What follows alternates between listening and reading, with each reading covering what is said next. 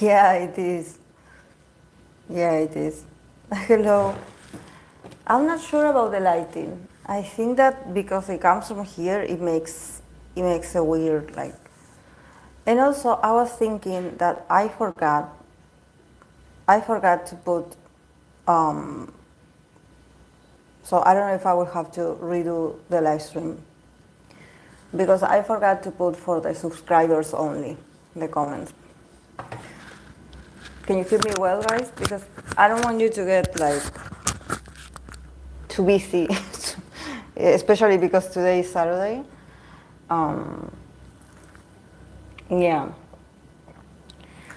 And also I was thinking that I have the tripod, hello, like very far away. These are things that I can arrange with time.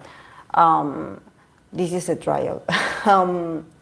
But I was thinking that, first of all, I have to, like, the table is super small. My tripod, just the light is not working. Um, and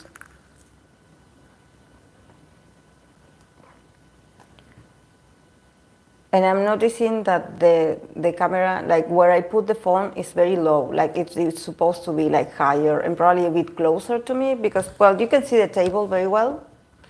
But the table also is very, like I can see myself crunching a bit like all over the table. But for a spread, it's comfortable. I just have to find the right.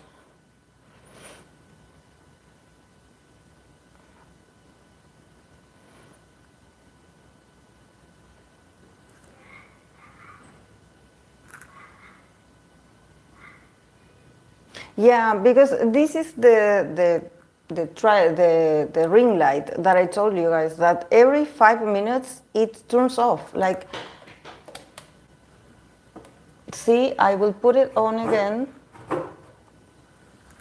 and it will turn off. Like, I never had a tripod that does this. It's very weird. I know I have to set it up with the phone, with the Bluetooth, but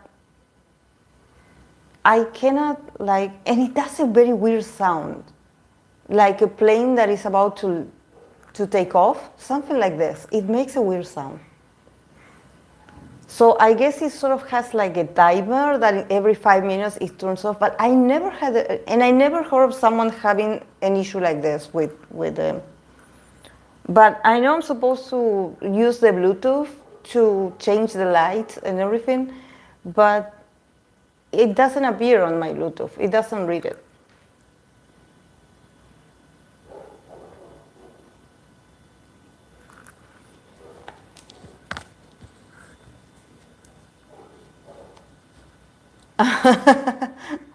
Why that I have to get my, because also I have the phone very far away. See, it turned off again. I don't know why it does that. I have no idea. But sometimes if I put it on a very warm light, it stays on. But the bright white light, it's so weird, guys. I never had, like, I used to have a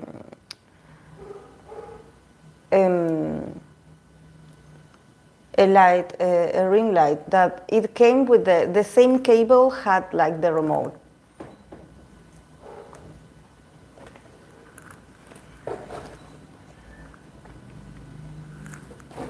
Also, my bed is not here yet. When I will have it delivered, you will see it. You will see a part of my bed as well.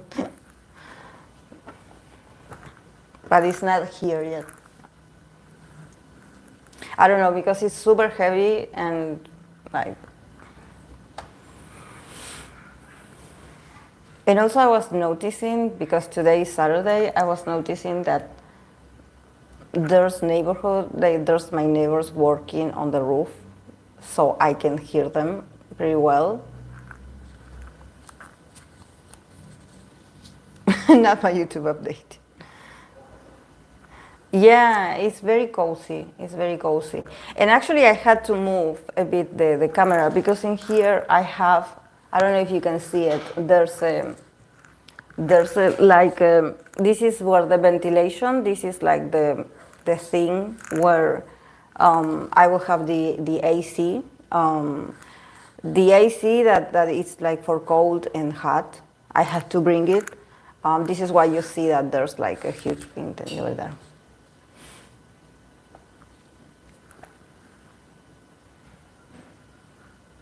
Ah, ceiling, yeah. But I understood what you meant. Yeah, I understood. I love also when it's made of wood. Yeah. Probably there's people that have this roof and they're like, during summer you are going to get very hot in here because it doesn't have very well, like it does have the things that you put to sort of like so the heat doesn't pass, but I don't know how well it's going to work.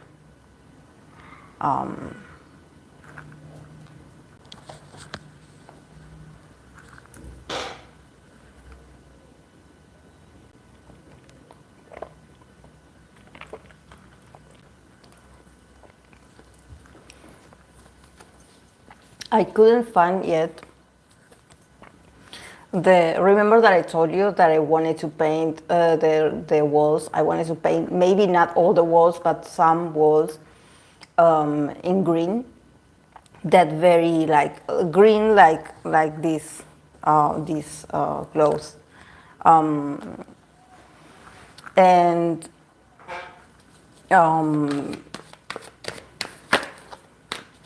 it's too expensive.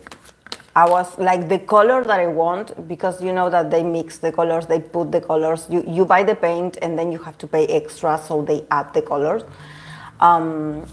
And it was expensive. For me that I'm just starting, like I just wanted to get the place ready so I can work here more than, oh yeah, I want to this color and I want to design this like this and buy this like this. No, it's more like I just want to make sure that I have energy, that I have I have everything that I need. The internet works well. This is something that I also wanted to see. This is why I was like, okay, I have to do a live stream here to see how my internet works, because I have the internet downstairs, so I wanted to see.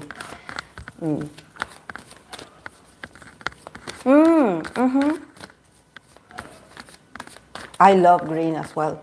That very like dark brown, not dark brown, dark green, I just would love it. First of all, because I have that I have this sort of this mat of the sun card that is white.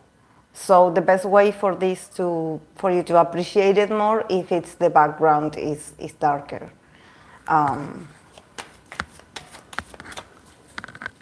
I wanted to get another card. I wanted to get the Empress for here, but I don't know this cloth that you hang on the wall. For me, it's like a wallpaper. I don't know, like it's like for decorations. But I think that I don't know why. I don't remember exactly why I bought the sun. I think that there weren't many options, and probably the sun was the one that it appealed to me the most. Because usually I don't, like, when it comes to major arcanas, I don't connect that much with the sun. Like, yeah, I love it, of course, because it's a very positive card, but it's not a card that I'm like, oh, I'm paying attention to the sun, or it's my personal major arcana. No, not at all. But yeah, the image is very positive. I also used to have it in my office, where I do counseling sessions in presence. So my clients love it, because usually I'm always like, I'm not facing the picture, they are. Usually I'm sitting here and they are seated in front of me, so they usually look at the sun image, and they say that it's very, it's very comforting for them to observe it. Like they love it. So I was like, okay, I'm going to keep it because it seems like it's really good vibes. Also, I like it that it doesn't have the typical child that is naked.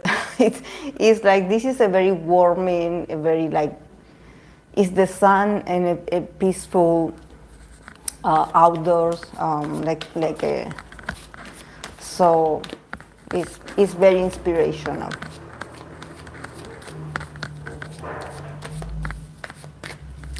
Here I believe you don't have to pay extra for that. Yeah, here we do. And actually, I did this wall here, the one that is on my back, is painted in green, but it's a green that is very watery. It's like very light green, very light. So that's why you cannot see the difference between this and the white wall. But yeah, it's painted green. I thought it was your favorite card. That is why you have it there. No, my favorite is the Empress. I love the Empress. The Empress. I think that it's so, for me, the Empress is so therapeutic for me to work with the Empress, because if I mix, actually my personal major arcana is the Empress, because my whole birth date, it sums up the number 3 in 1 digit, or it could be also 12 if you don't, but I prefer to just leave it with 1 digit. Or it would be the Hangman, or either the Empress. And of course the Empress is more positive, I guess. Besides, I love number 3. Number 3, I believe in numerology, I am number 3 as well, my personal number. So for me, the Empress is this energy that it took me a very long time to actually connect with the Empress, even though I've always been feminine. I don't have an issue with femininity. But I think that what I did have an issue with is to learn to enjoy. Learn to enjoy. Just enjoy.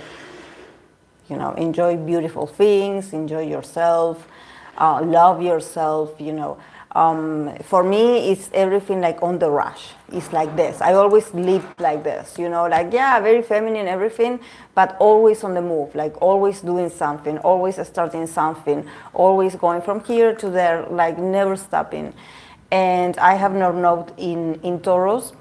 So for me, it's a whole journey to understand the Taurus energy and to love it, because I'm surrounded by a lot of Scorpionic people and their experiences and my own experiences. That is like all or nothing mentality, sort of. So for me, sometimes when I meet, especially with my Taurus friends or colleagues, even though I love them and I admire them very much, there's moments where their ability to stay calm in situations that I get very nervous and I get like, we have to fix this right away.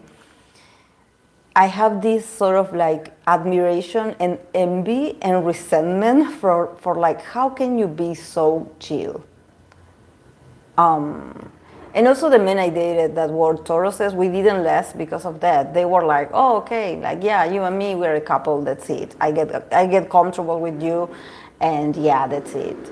It's like, love me because I'm beautiful. And for me, it's like, I look for the most like intense interactions. Like, no, we have issues. We have to get into our feelings. And they are like, no, if we look good together, if everything is fine, there's food on the table, like, you and I, we're doing well in our careers, we are happy, we have a house, and that's it. And for me, it's like, no, life is deeper than that.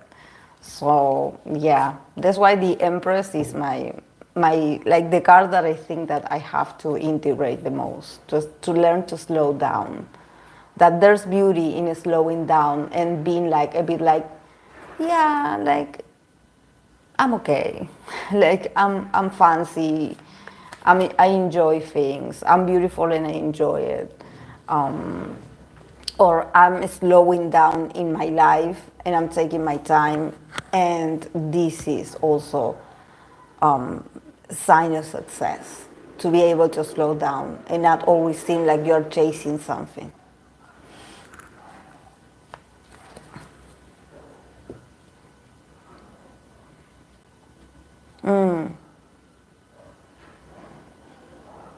Is the Empress your card number 2 in the Max O system? You sent a link for the... No, the Empress is my card, but the number in numerology. In numerology, I'm number 3. Like I believe it's the personality number. It's not the nor the destiny nor I don't know. My numerology friend, and other people I remember they did my analysis a long time ago, and they were like, "Oh, you're a number 3."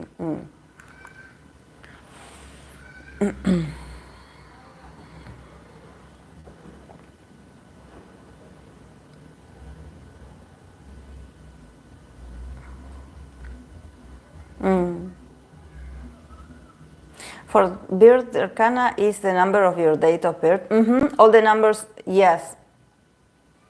Yeah, it's the numbers all added together.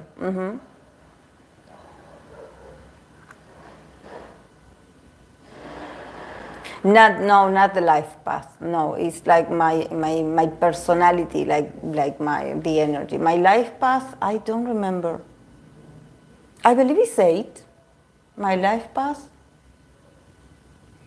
It's just that it's been a look, guys. You know, when I did a numerology, and when my friend did it for me, I remember she had her system, but I remember we used to look at books because there was internet back then, but there weren't that, like not everyone had a computer. So I remember she had this very old book from where she did all the adding, all the you know, just like when I started doing not tarot readings, when I started doing like astrology, the birth charts, I also have the books. I have the books. I have the physical books where you look year after year. I believe it covers until 1999, I guess. So it's like I can do the birth chart of people that, because it's a Linda Goodman's book, so it's very old. But yeah, it's a book where you look for your placement for each. First you start with your ascendant, then you start with your moon, Mercury, Venus, and you had like the whole years. You have like years, months, years, months, and for rising you have hours.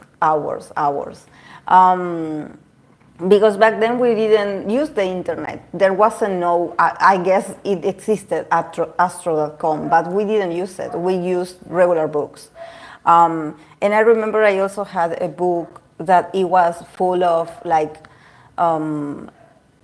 the empty zodiac wheels. So if you had to do the analysis of the houses for someone, you had to draw on it.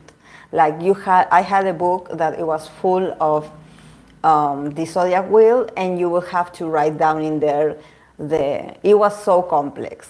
I would go crazy with the sextiles and the squares, and it was so chaotic. It was fun, but I'm thankful for the internet as well, that I don't have to do that anymore.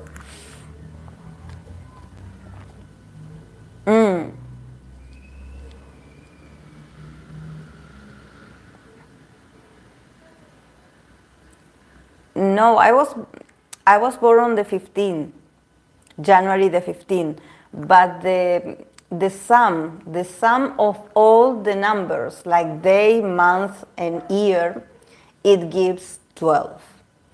If you want, you can keep it and use it like the hangman. But for me, I want to narrow it down to one digit. So I use the Empress. Or I can use both.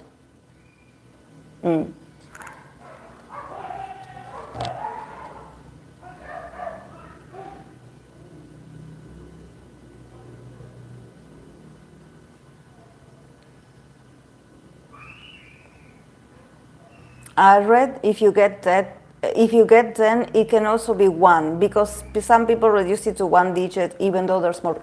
Yeah, that's up to you. At least for the major arcana, it's up to you. You can, you can leave it. If you resonate with the hangman, you can leave it. Or you can, just narrow it down. I guess I could use 2, like the 2 of them, because also the hangman is is like a very special card as well. I resonate with the hangman as well because it's a Pisces card and I have Venus and Mars in Pisces. So it's not shocking that I would get a hangman, because I also have to integrate my Pisces side, the Pisces placements that I have. That I also have Mercury in the 12th house.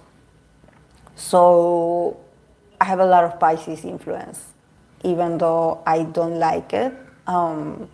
That's why maybe on a good day, I have people that had told me that I look more, especially when I used to have wavy hair, people were like, oh, you remind me a bit much more of a Pisces than a Capricorn. Only the people that really know me and they know my dark sense of humor and how like determined I am with my own perception of things and the way I manage myself, or you watch me work, that's where you're like, oh, she's a Capricorn, definitely. But if you know me like this, just you will be like, oh, she looks like a Pisces. Because actually I'm a bit much more kind and sociable than the Capricorns. I'm nicer than Capricorn. The Capricorn women, Capricorn women are the ones I met, they are very cold, like they are very cold. For me, because of my life and because of the way I was raised, I am very open to meet new people. Like, I try not to be judgmental. I try to meet different people, like not to get stuck, and not to make assumptions about people. But yes, I do always strive to be successful, always. But I don't compete with others. No, I don't compete with others. I just stay in my line. I do what I want with my energy. What others do is their own karma. I don't know. But I notice that there's a lot of Capricorn women that they are not very liked by others. And I can sort of see it because they are very cold. I mean, I am cold with people that I don't know. But if I do know you, I do care. And I try to help whenever I can.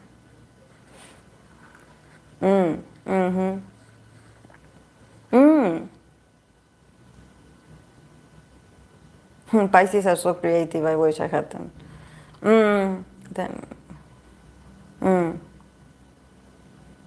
Hey, Fabs. Not very free though. I'm eating my emotions.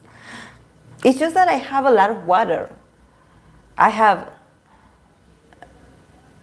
most of my placements are Capricorn, Pisces, and Scorpio. Those are the frees that I have. I don't have neither air placements nor fire. Except I believe Uranus is in Sagittarius. I believe it is. But if you look at my planets, like where the signs are, it's all Capricorn, Scorpio, Capricorn, Scorpio, Capricorn, Scorpio, and 2 Pisces, Venus and Mars. But the rest is all Capricorn and Scorpio. So it's a lot of water. So it sort of makes sense that people think that I'm a water sign.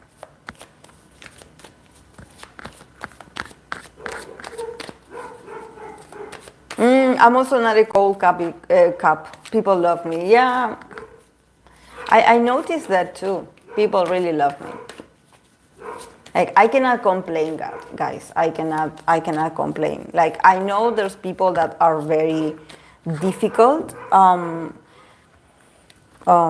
have my defects as well. You know, I can be selfish if I wanted to, but I think I'm more challenging as a partner. As a friend, I'm the coolest.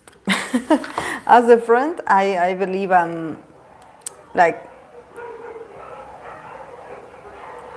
I don't know why the dogs are fighting right now and why I hear it so much being over here, but oh my God. But also, I guess it's so noisy today because it's Saturday, so everyone is outside. And I can hear it here. Also, the window is open.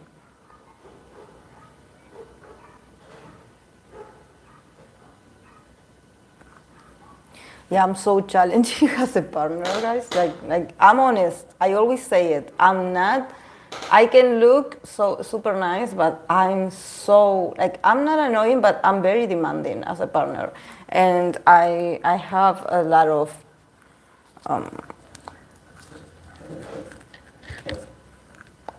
things to say to my partners.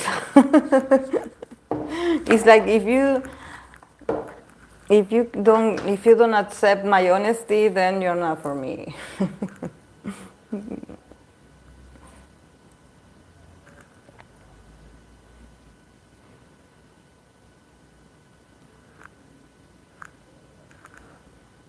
As a Capricorn moon, I think I'm quite emotional. It's just that this all feels like a burden. Yeah.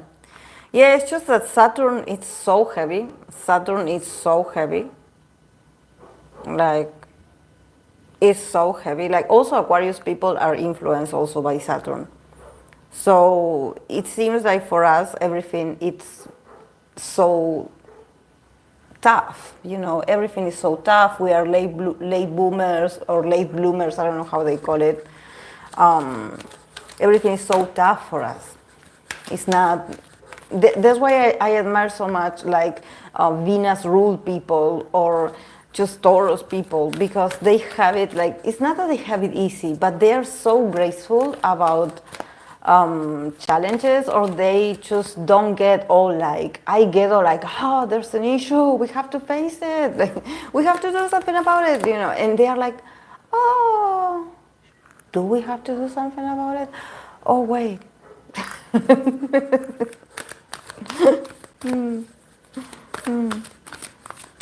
Who let the dogs out? Yeah. Capricorn's idols are so different from each other. I observed that the light-hearted ones have fire or air moons. Yeah, I noticed that too. And the more serious ones have water or earth moons. Yeah, you're right about that, Nut.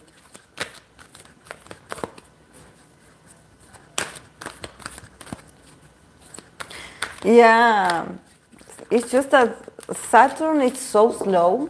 You know, it's so slow.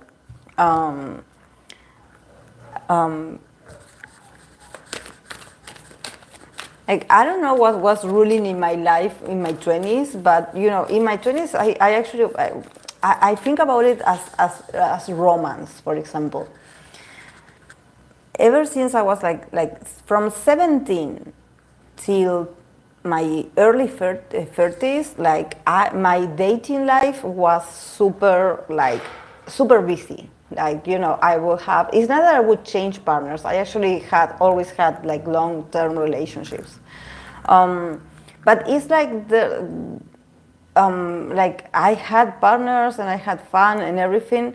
But now after 30, indeed in me about to leave the 30s and enter the 40, I noticed that things slow down all of a sudden, and I had taken a break from dating, even though I tried meeting people.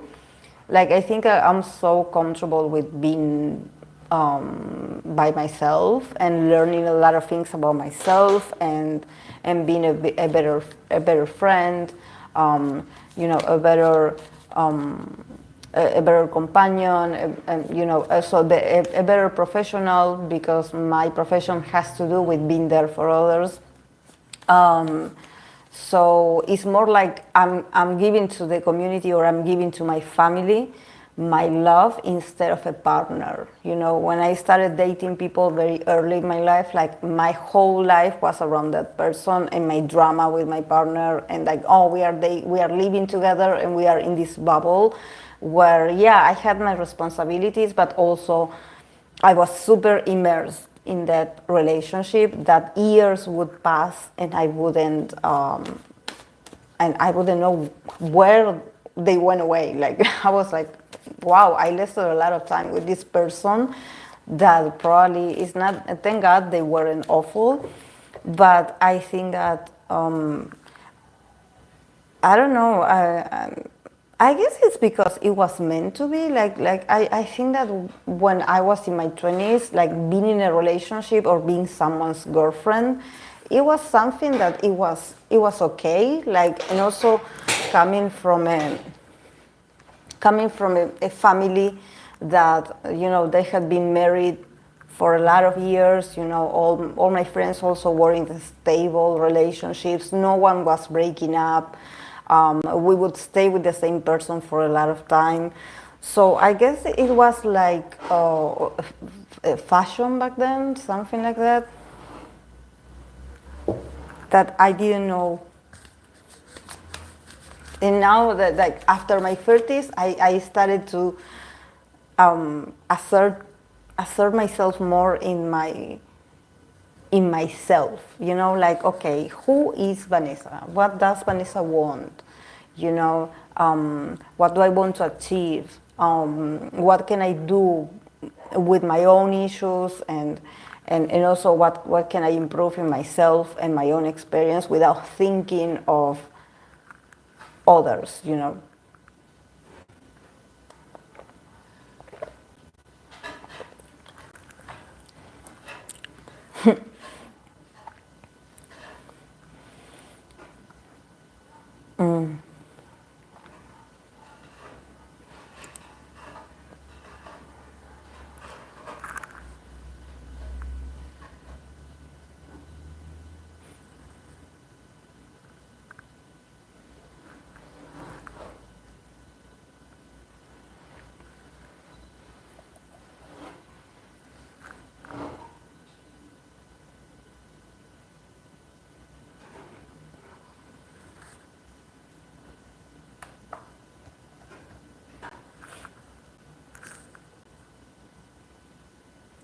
Yes, sun in the first house. Yes, I'm meant to. Yeah, yeah. Yeah, the other day I was talking with my friend about, like, she was like, "Oh, don't you want to have children? To become a mother, to adopt? I don't know." And I was like, I love children, but I think that I had a heavy arrival to this life. Like, I had a lot of health issues. Like, I was born premature. I was fighting for my life.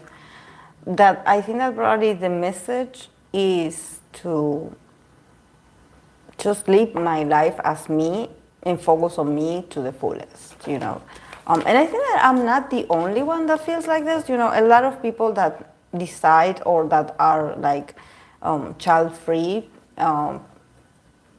they think the same way. There's not like, oh my God, I'm missing something. It's like, no, if it doesn't happen, like, if it doesn't occur, okay. Like, and I love children. I have nothing against children.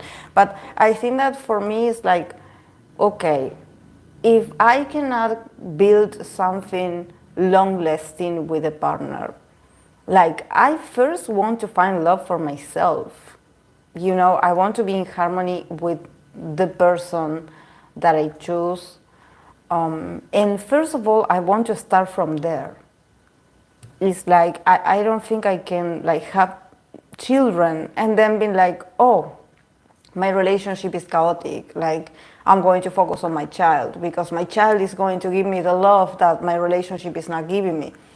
No, I think that I want to experience another kind of love.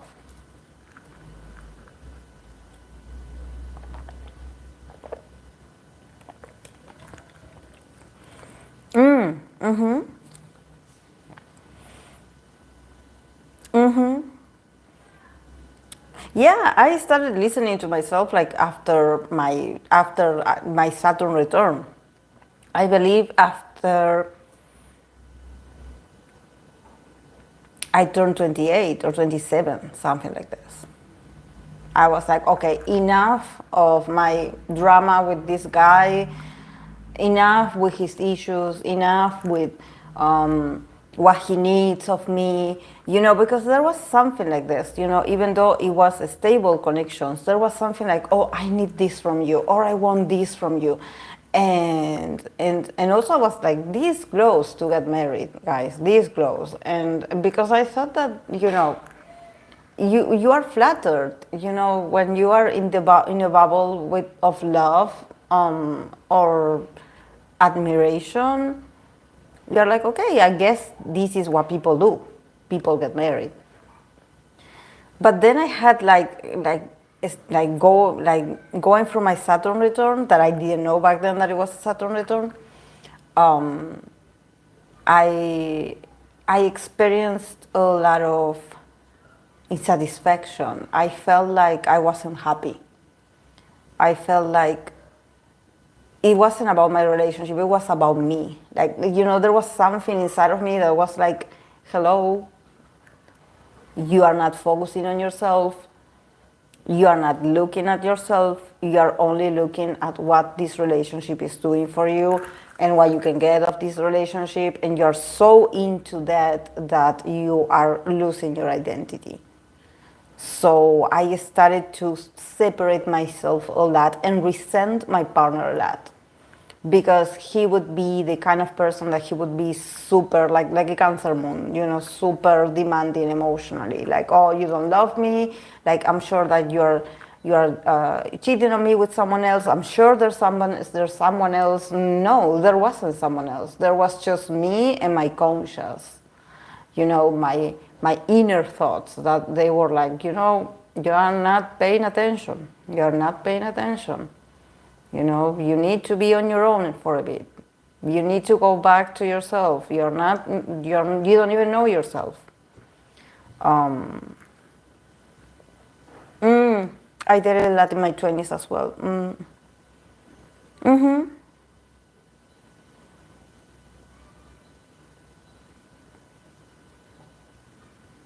Because Latin moms she would collapse if, as a child, I said I didn't want to be mother ever. Yeah, I know. Me, same. Yeah, honestly, I was mostly stressed in my relationships. Yeah, I was also stressed in my relationships. Yeah. Yeah, because I felt like my partner was my child. Like, I felt so responsible for him and for like whatever issue he had. And I was always the responsible one, or I was like the one that would come up with a solution or would have the best advice. So I was like, wow, like everything that I given to him, if I had given it to myself first, I would be a millionaire. I don't know. But yeah, I was stressed. I guess I didn't. But in my case, I cannot say, like, this is why I like, my longest relationship was with a Virgo man. And even though at the end, we sort of hated each other, I think that I was so adored by him, or I was so admired by him, that it was really hard for me to. I felt very guilty for leaving him. It was like leaving a child or something like that. But then I was like, no, that's also part of his manipulation. Of his also, like, yeah, he's living a good life, like having someone like you in his life, because you somehow, like, you organize everything for him. So he can be responsible, and you are like, the one that,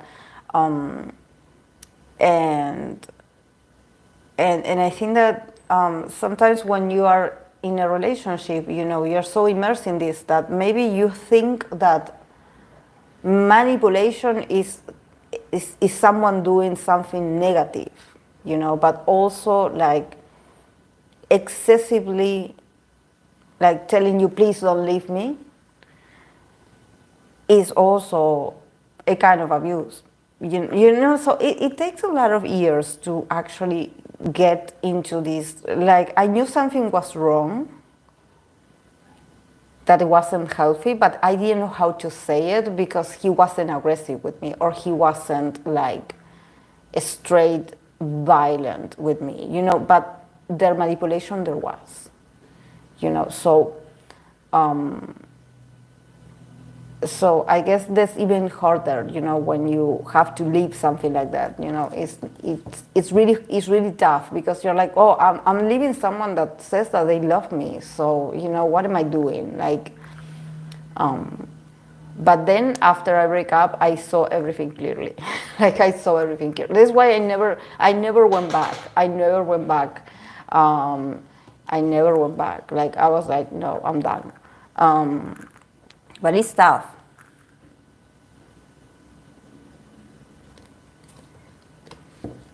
Was your Saturn return more like a blessing, Vanessa? For me, it brought so much clarity. Contrary to what we can hear about Saturn return, it felt more like a relief than a challenge. Yeah, I definitely felt it like a relief. It was a relief for me. Yeah, I agree. Like, for me, it was like eye-opening. For me, it was like I took the veil off my eyes. Like, it was like, okay, I see this. This is the reality, and I have to do something about it. I cannot be like, I cannot sabotage this anymore. I have to do something for myself.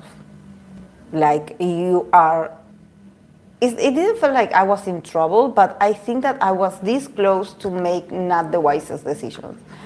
And I think that my Saturn return was this very, I also felt it like I was depressed, you know, even though I was super busy, I felt like I was depressed.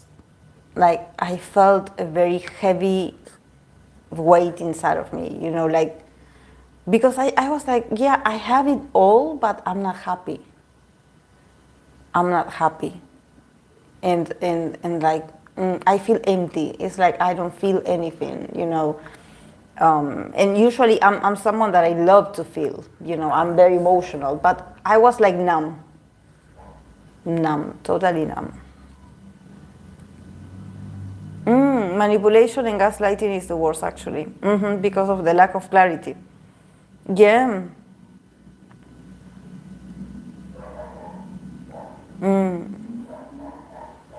That's my issue with Sagittarius and their issue with taking a no. No offense to Sagittarius, it comes from someone surrounded by them. Oh. Your Virgo man had some Cancer placements, did he not? Yeah, he was a moon in Cancer. A moon in Cancer, yeah. But I also attract a lot of moon in Cancer men. I also was dating a Taurus man, that he was a Cancer man as well, Cancer sun, Cancer moon as well. So then I dated Sagittarius also. I had a lot of fun dating the Sagittarius, but I feel like it wasn't romantic. It was more like, it felt like a friendship, like a friendship. It was fun. It was fun. But I date earth sign men, but they tend to have like fire rising, like Aries rising, Sagittarius rising, Leo rising. So yeah, very also men that are, it makes sense because I have Jupiter in the first house. So I guess that they say that where Jupiter is, it's supposed to be like the stereotype of the person that you would end up marrying, like the kind of person that you would marry or have a long-term commitment with them. And for me, it's like, it's very Aries. It's the man that knows a lot about themselves, or they are like, okay, here I go, here. They also are very tall, or they just stand out a lot in the crowd, and very opinionated as well, very, you know, masculine. But yeah, inside they have a Cancer placement somewhere. Yeah, but it makes sense because I'm a double Capricorn, so you know, my seventh house is in Cancer, so maybe my faith is to end up with a Cancer man, even though I don't like how manipulative they are. I just don't like it. It's so cringy when they try to act like a baby. For me, it's not attractive when they do it. It's like, stop doing that. It's not cute. I don't like it. Stop acting like a baby, please.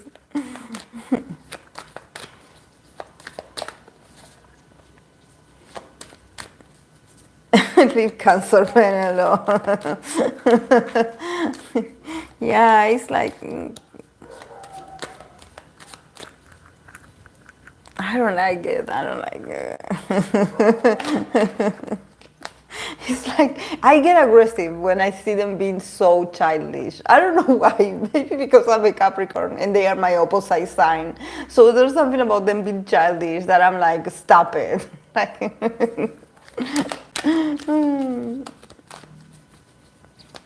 Makes sense. I mean, we were certainly not perfect, but they tend to be more critical, controlling, with all and nitpicky rather than manipulative. Yeah. But I just love hanging out with Virgo people because we do criticize others. We have fun. Like, we don't get offended. Yeah, I can with excessive people pleasing, and with my therapist, I learned there's also a way of manipulation. They fight so hard to please someone they met yesterday. Yeah. Thanks to them, I never stood a chance to be a people pleaser. I don't know why people think they're direct.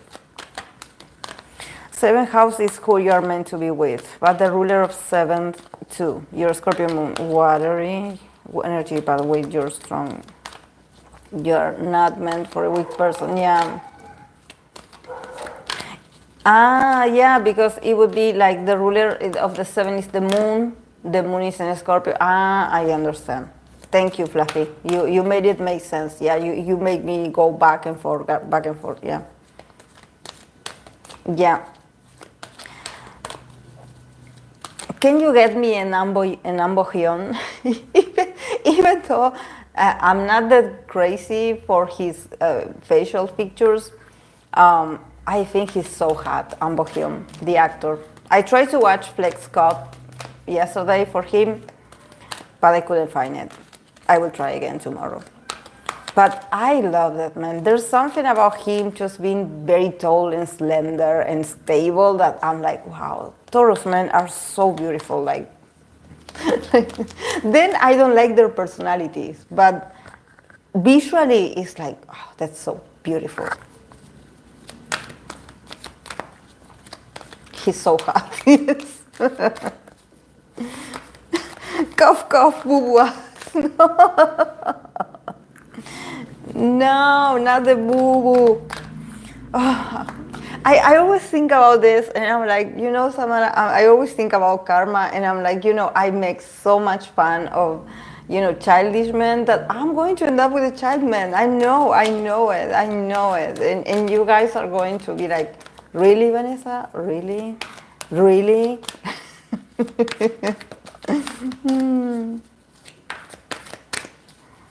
Oh, yes.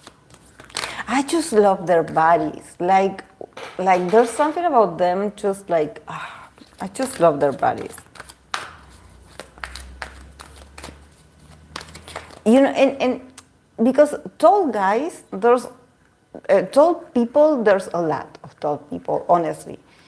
But it's not just with being tall, it's the way they carry themselves. It's like, for me, it's their shoulders, it's their backs. There's something about them that is so stable, like a rock. And I'm like, oh.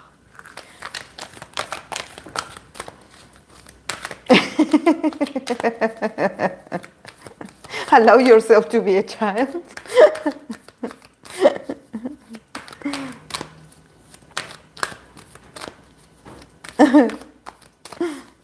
Then you want to try it. I will fly to Argentina. No. Yes. Exactly. Yeah. Fluffy knows what I'm talking about. Yeah. Nice shoulders, nice strong chest. Yeah. That's the vibe. Exactly. That's the vibe. That's why I love Geno so much. Like for me, Geno has the most attractive men in all NCT.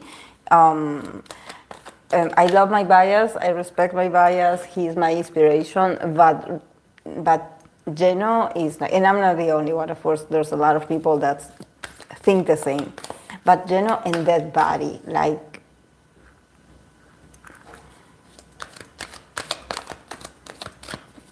Listen to your dreams. Look at Sonu. Yeah, exactly, Samara. Yeah, it has to be Shonu. You reminded me, we are in Gemini season. I have to read for Shonu. Well, I will read for him. Or the other Saturday, I have to return.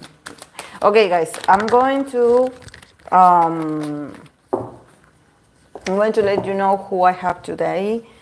I have for the friendship readings. I have Stray Kids, Lino and AT Songwa, Espa Karina and Jisoo of Blackpink, NCT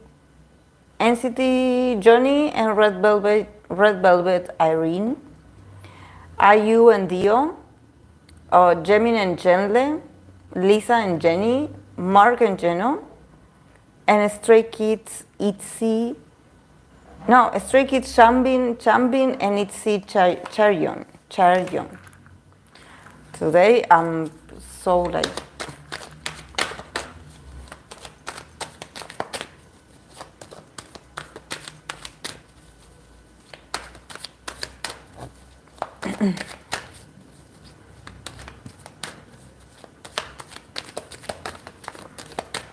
But yeah, definitely, like Samara is right. It has to be like Shonu because, yeah, Shonu is so beautiful. Shonu has Mars in Taurus, and he is a moon in Capricorn. So we will get it. We will get along. We will get along.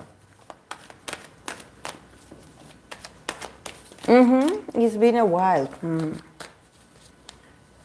Do you have a favorite duo, Fluffy?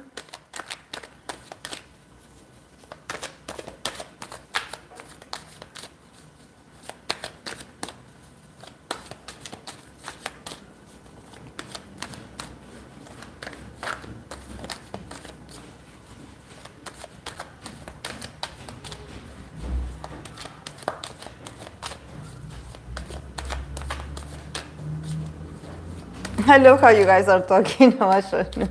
I just did a reading of him this morning.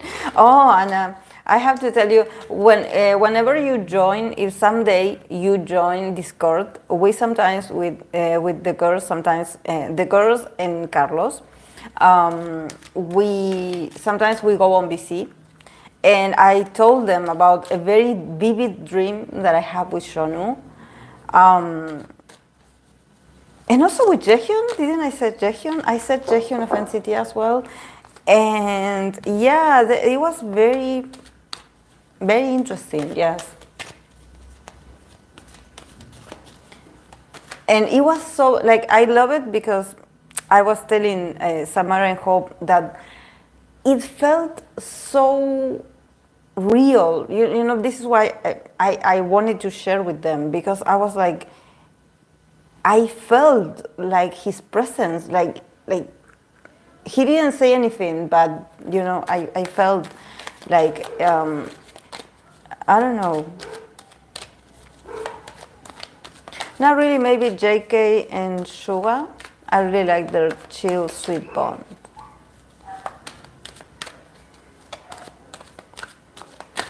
No, maybe I have done some of them. Yes, yeah. Maybe I have done some of them, but yeah, today is 2024, so yeah, well, let's do this. I know I did last year. Last year I did this friendship, and there's some of these people that I read for. But yeah, I will add JK and Yoongi.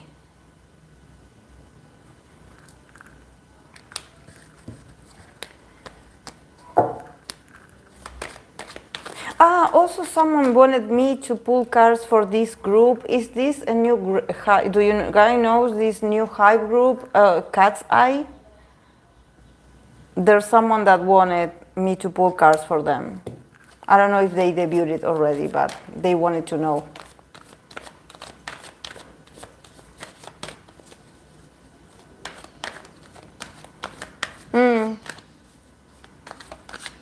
People always comment on Jean's white shoulders. He can't beat me. Ah, okay. Yeah, but since it's dynamic, Fluffy, it doesn't. It's not that I'm reading their. You got. What is the show? No, no. Poor man. Isn't that man married? Maybe he has a family of his own. Because he looks so serious, like so mature.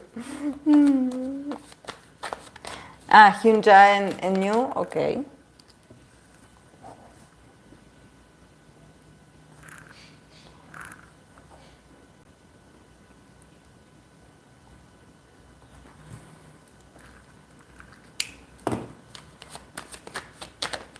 I wouldn't be surprised if he does.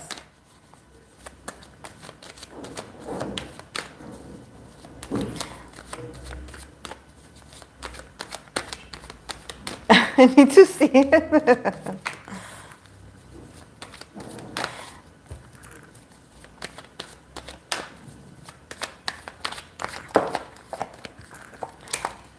If I have time, let's read for him today to see. Okay. I always bring my blanket because it's so cold here. Okay.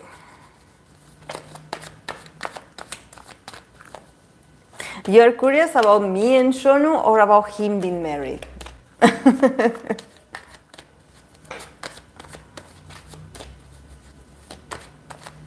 I know, Akira, I know. Yeah, I know.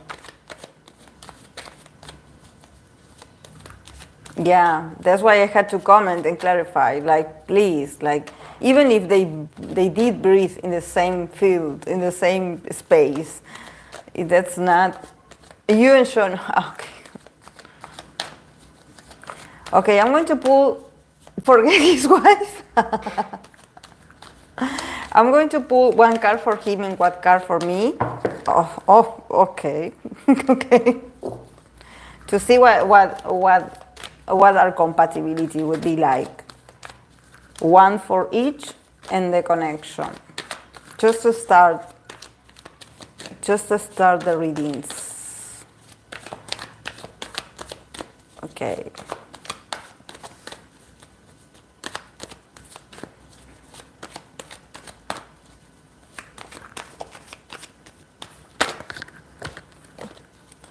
Okay, Shonu and me.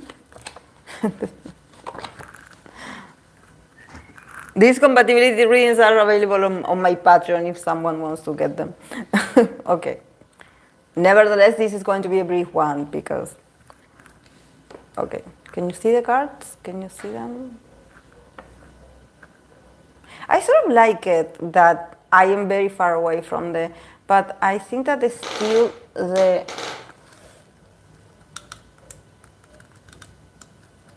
Just that with this thing, you cannot adjust it. Because actually the table is very long, but... Okay. Shonu, the star. Miss 7. Oh no. It's not that positive, guys, I would say. For Shonu, we have the star, so definitely, yeah, he will be the star in the connection. He will be the star in the relationship. Definitely, there's something about him just being very splendorous, and maybe this is why I sort of see him in my dreams. Like, he probably is someone that also is very special. Maybe he is a bit of a someone that has the ability to manifest himself. Like his energy feels very dreamy. So yeah, definitely he would feel like so adored. But then from my side,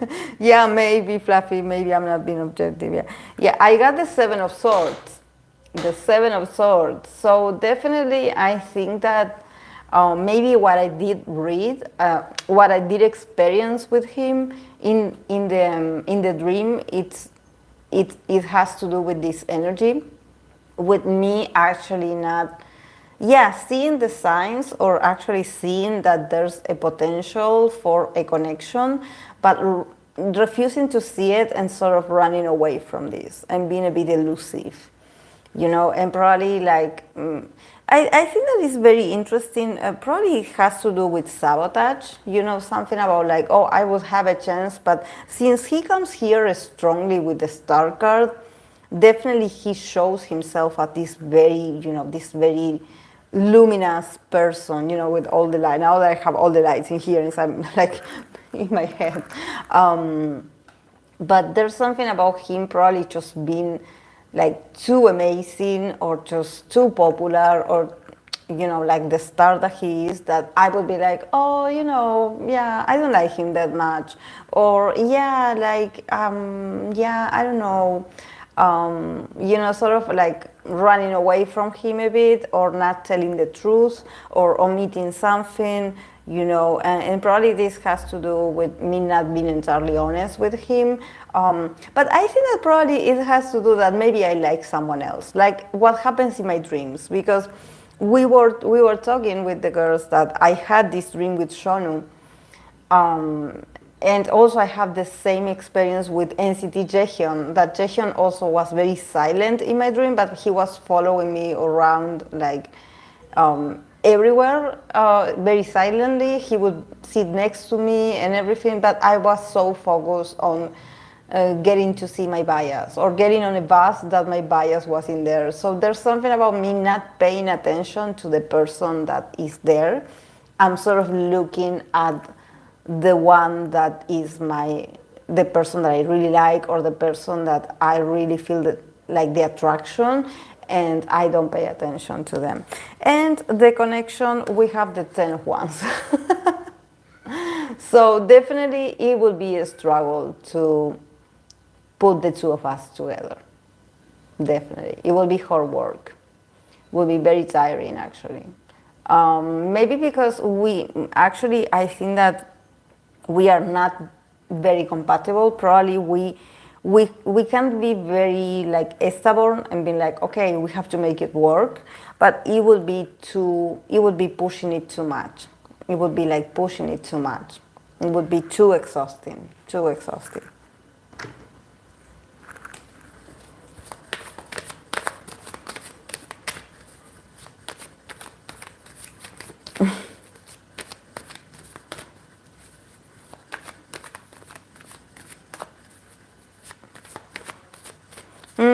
Maybe too much Capricorn between the two of you. Yeah, like it feels like very heavy work, like just exhausted. So now that you know, you better relinquish yourself to this hypothetical connection.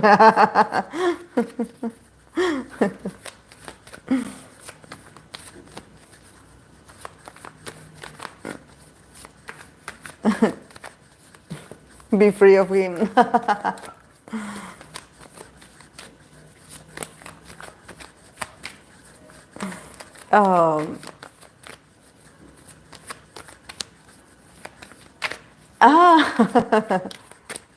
Wow. Yeah, when I dreamt of them, it felt very real. Like I felt like I was really like sitting next to them. Like I felt their presence. Okay, let's begin, guys, with the readings, because. Okay.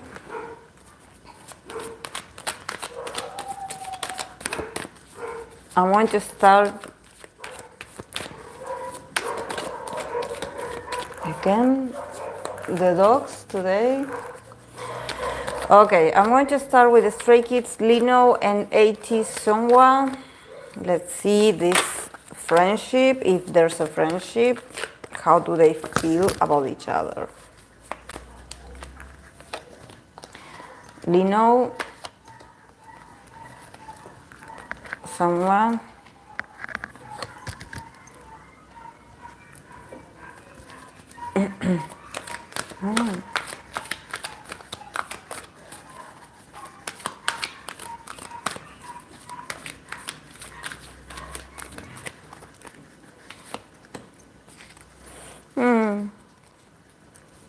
Okay. They got, from Lino's side, we have the Magician, the Hierophant, and the Eight of Swords. And from Somwa's side, we have the Page of Pentacles, Seven of Swords, and the Knight of Wands. So I see like more willingness to connect from Somwa being much more like, yeah, let's do this, like, let's see each other, let's go out. But the connection, as in overall, we have the card of the Three of Swords, sadness and isolation. So yeah, like, I don't know what friendship is this about, but I think that there's a lot of isolation. There's a lot of like, probably one of them is going through something, or they just have their own, they are super busy, or they have their own insecurities. I feel like there's something in here that doesn't allow them to connect.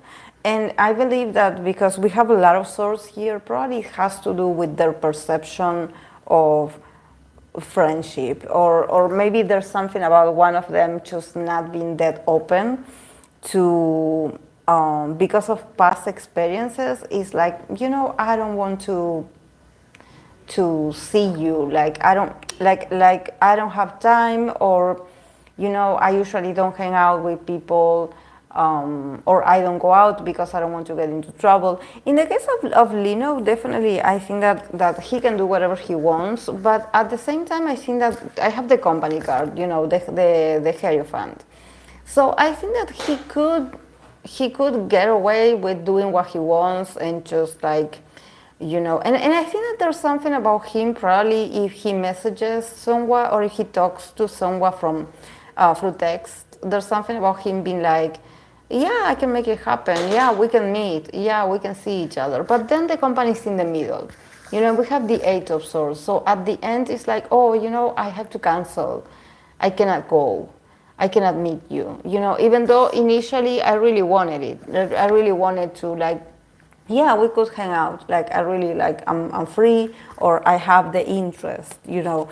But there's something about the company being in the middle, and actually it's very interesting because I don't see Lino as someone that would follow what the company tells him, like, but I think that somehow they are, like, I don't know if they sort of like something to him that it limits his mentality or his view about the possibility of becoming friends. Like, I don't know if they're like, okay, if you go out, maybe you will get into a scandal or people will talk. I don't know.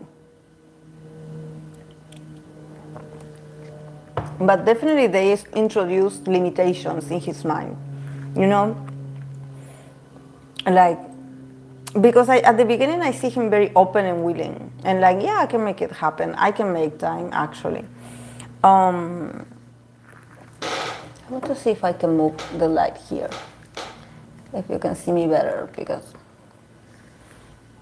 I guess, because it's so, I feel like I look at myself and feel like I'm so cloudy, like, and from someone's side we have the Page of Pentacles, Seven of Swords, and Knight of Wands.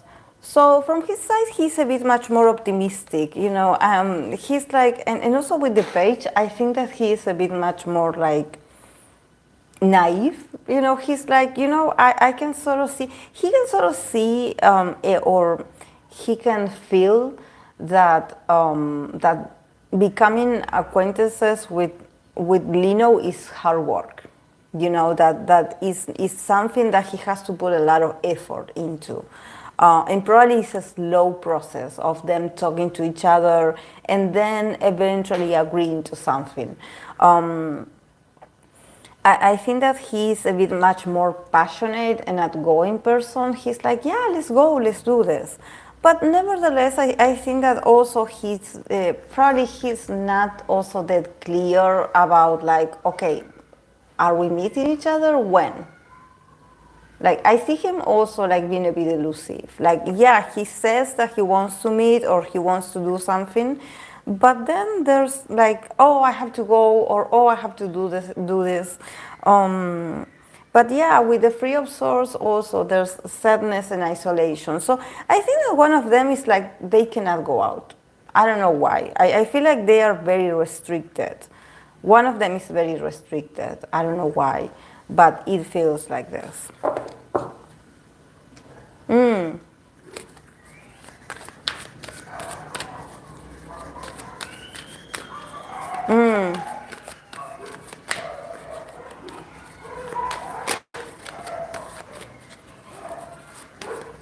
It's like we should hang out someday. Yeah, but I think that they really wanted it. Like they're open. Like their body language is open to it. But yeah.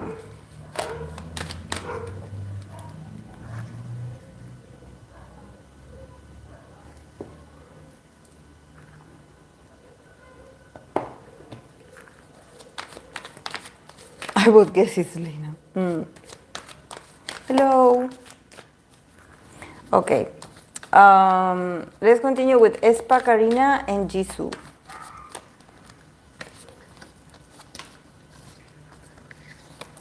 I don't know if they are friends, but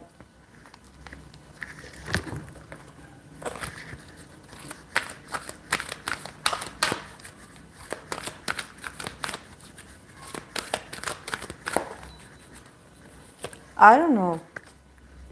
I mean, they could. I see much more energy here. I see much more energy.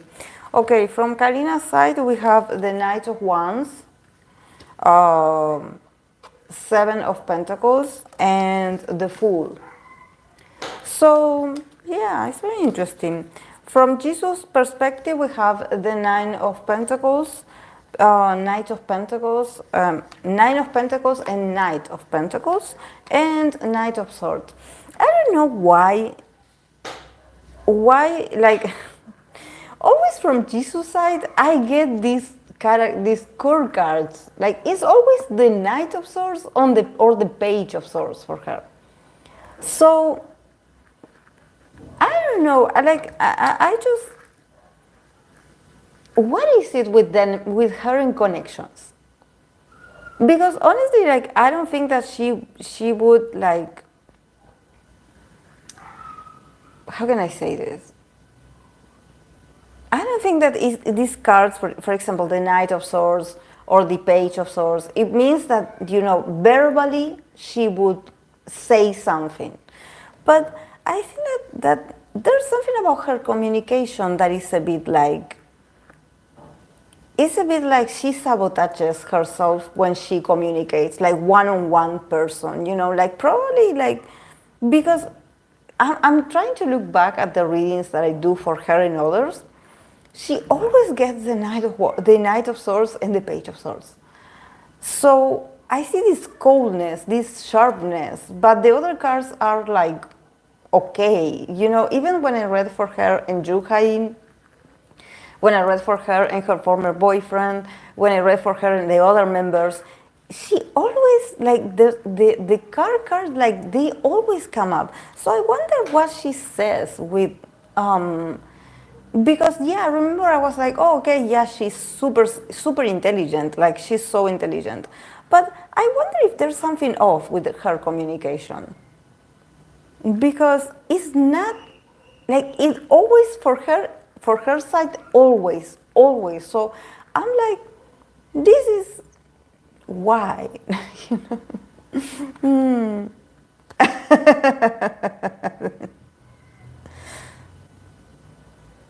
The guy, remember when people got upset because I said the guy? Yeah. Okay. Ace of Wands for the connection, new vitality. So, actually they could become closer. They could actually become much more closer, or if they are friends, actually hang out a bit more and being seen a bit more. I see that they share a passion together. So maybe, I don't know, they are hanging out in the same circle of friends. Like there's something about like, I can sort of see it.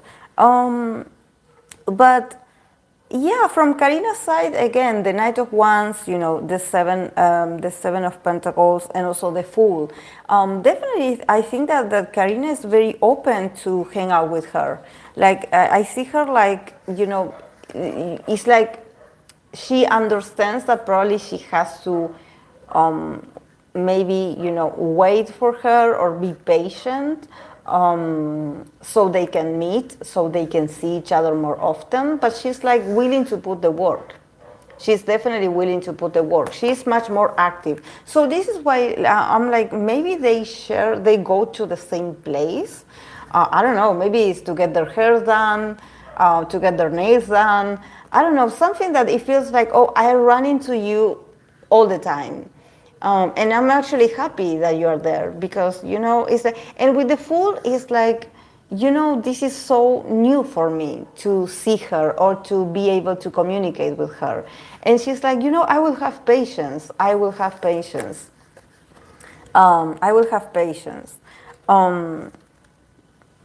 Idols usually work out together. Yeah, because I see the Ace of Wands, and the Ace of Wands is a very fiery card. So I was like, there has to be an activity, something that that involves why they are there. And I think that there's also, from Karina's perspective, I think that there's also a liberation from her side. I think that now she's like, I don't know how old how old they are, both of them, if there's like age difference, but definitely there's differences in experience. So I think that for Karina, it's like, I will wait. I will be patient so I can form a connection with her, or a deeper connection with her, or to see her more often. And also the Fool, I see her much more liberated. Actually this is like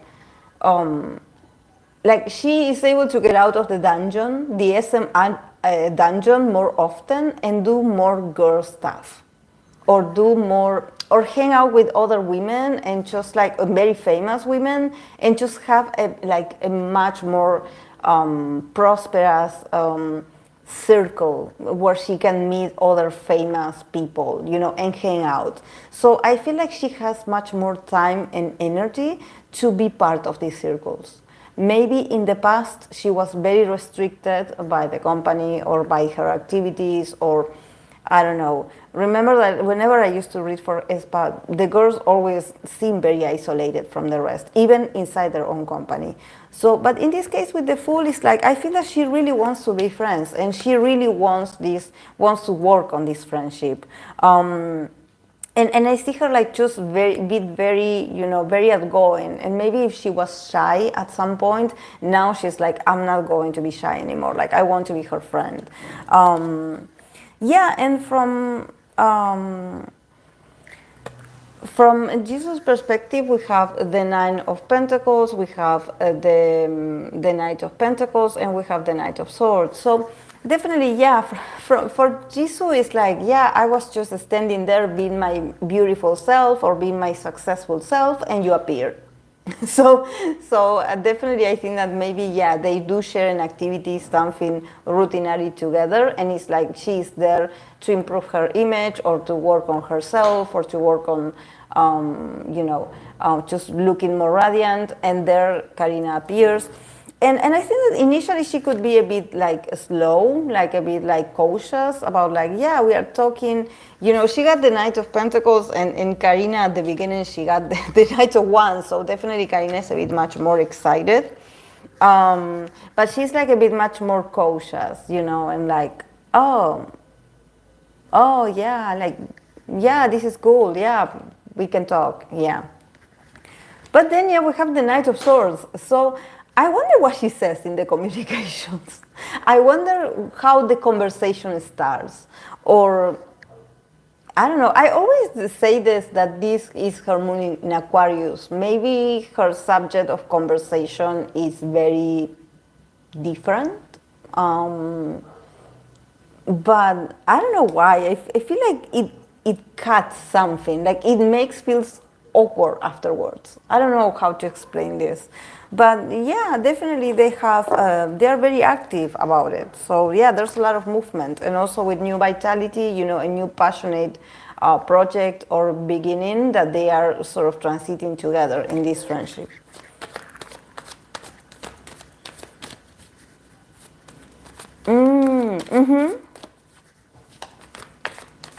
Yes, she really wants to have fun. I believe she's looking for girlfriends. Like she really wants to have more girlfriends, more female friends. I believe that she's looking for that. She's looking for this inspiration. And she's finally free. I don't know, maybe they gave her permission or something happened.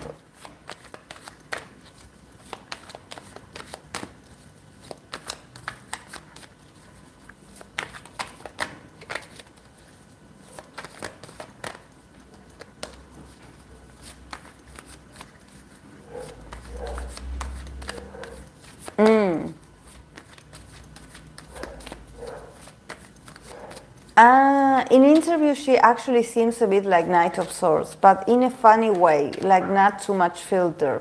Yeah, maybe it's that, but there's something about the way she communicates that I don't know why. I feel like it's not aggressive, but I feel like it sounds weird. Like, it's like, oh, okay. Like, you listen to her and you're like, okay, uh-huh. Like,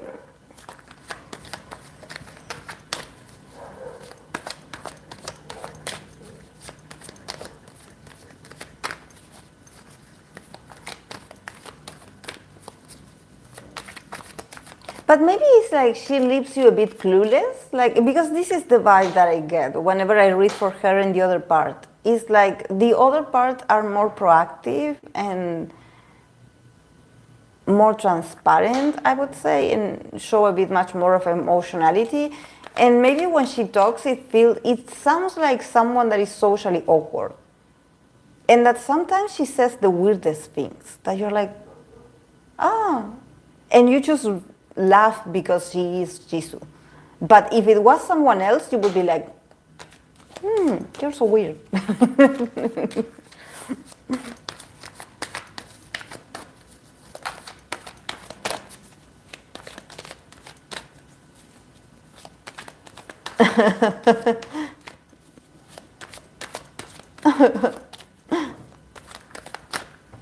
But I guess it's the moon, for me, it's the moon in Aquarius in her. For me, is that she has that.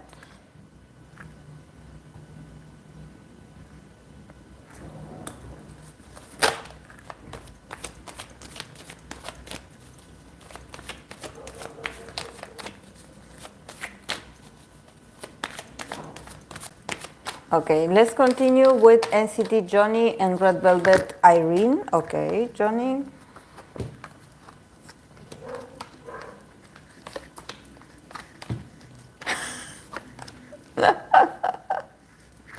I love it. Yeah, I think it's her moon in Aqua, yeah.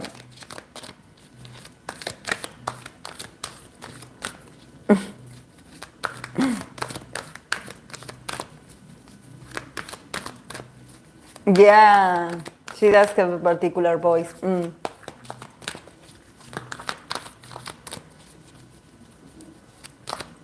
Maybe she has like an ironic or black humor, not black humor, dark humor. Maybe she is that, but I don't know why I feel like it makes the interaction awkward. It's like you're like, okay. Okay. Oh, okay. For Johnny, I was laughing so much, but yeah. For Johnny, we start very strong with the Emperor. The Emperor. So definitely is he the same age as Irene? There's something about him asserting his dominions as well. Or maybe that he has been in that company just a lot of years, like probably like them. So he's close, but there's something about like, I have been here I have longevity here. The Sun, also very fun. And the Six of Cups. So definitely they do have a past together. There's something about them sharing the past together and being very fun. And also him feeling nostalgic about that. Probably not anymore. It's not that funny anymore, but it used to be funny. And I was laughing because Irene, from Irene we have the High Priestess. This is the most Irene card ever, the High Priestess. She's like, I don't know the man. And if I do, I'm not going to tell you. And Seven of Swords. The Seven of Swords also very elusive, very elusive. Like if you ask her about Johnny, she's like, who? And the Six of Pentacles. So she's like, she would give the minimum. She would be generous with him. Yeah, she would be like great, but she's like very, like, she puts boundaries. She's still a mystery, like a person. I wouldn't say like this is an open friendship because I think that she has her guards up a bit. Also, they are very different. And probably she's a bit like, she escapes a bit Johnny's energy because they are very different. It's like he is the sun and she is like the moon. The two of them are very different. And she tends to hide her true feelings, or she just, she puts like a veil and she's like, I don't, she doesn't open up, it seems like she's always hiding something. And from the connection, we got the Three of Swords, again. Just like when I got for Lino and Sungwa, again, sadness and isolation. So definitely there's maybe the past trauma, something that they share together, but there's yeah, it's not giving happy vibes. But yeah, I think that from Johnny's perspective, definitely he values her very much. Like there's something about him just being very open about how she. I think that there's something about maybe he being a bit authoritative, but I think that it's about him. It's like, I'm the man I protect. I think that he comes with his energy very, just very. A bit authoritarian, like someone that has a lot of experience. This is why I was like,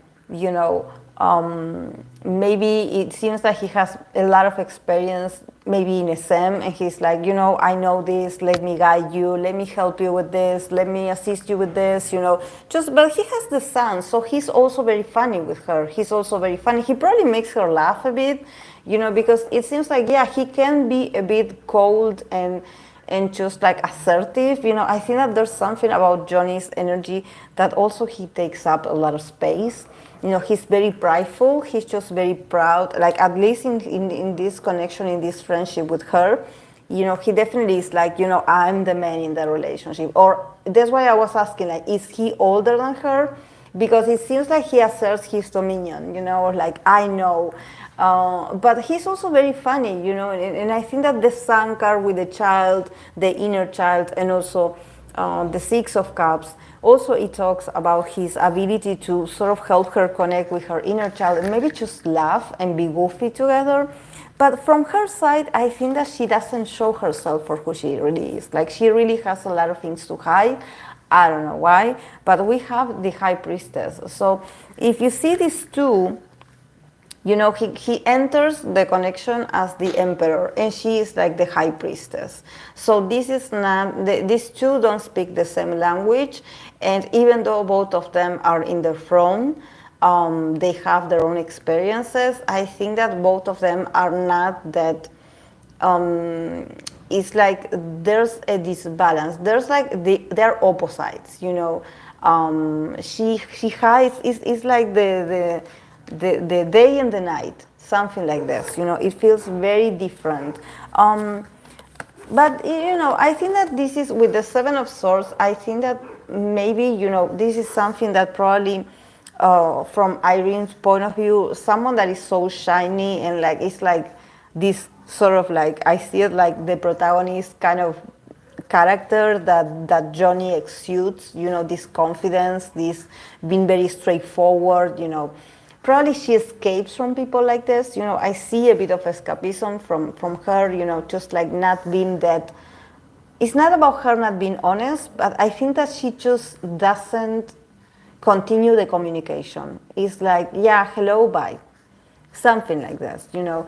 And definitely it's a very personal response of her, you know. It's not that she's doing it to just Johnny. I think that it has to do with what he represents.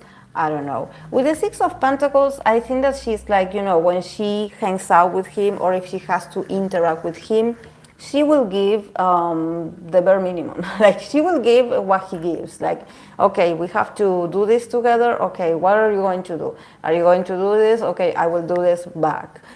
There's this feeling of like, you know, unfair with Johnny. Unfair. It doesn't seem like, oh, she's like super enthusiastic to be associated with him, but she's fair. She's not that she's ignoring him. It's like she can put the attention.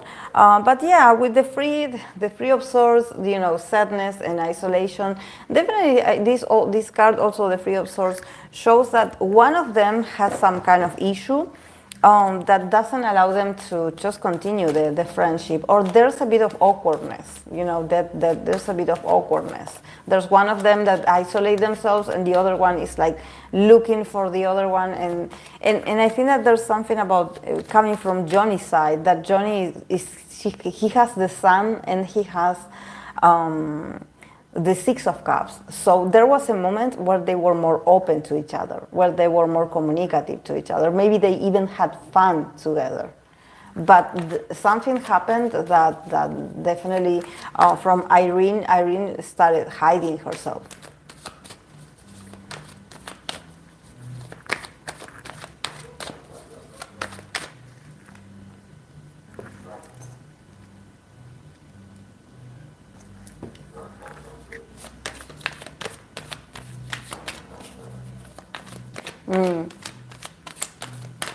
Yeah, probably her.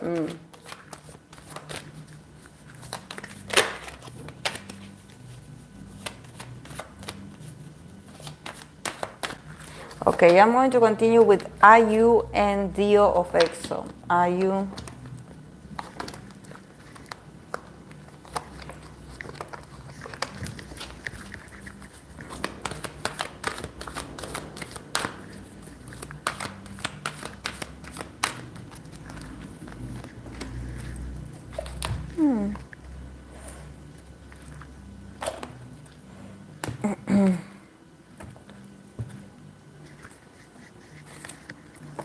Okay. Okay, from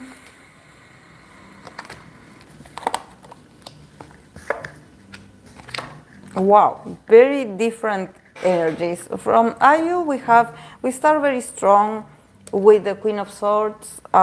We have the King of Pentacles. So definitely in this connection, I don't know why she doesn't come alone. Like, I see her like represented as this queen, you know, very, very clear in her communication, but she also comes with someone. So it could be that she knows Dio through other people and for other, and she comes with this person, like, and we have the Sun. So yeah, it seems like more like a friendship. They are part of a group, something like this. Or this person introduced them together. I think that she probably wants to work with Dio. There's something about her just putting into words her need to collaborate with him or to work with him. She definitely is very open about it, like saying it out loud, like I want to work with you. She just likes him very much. From the other perspective, we have the Judgment.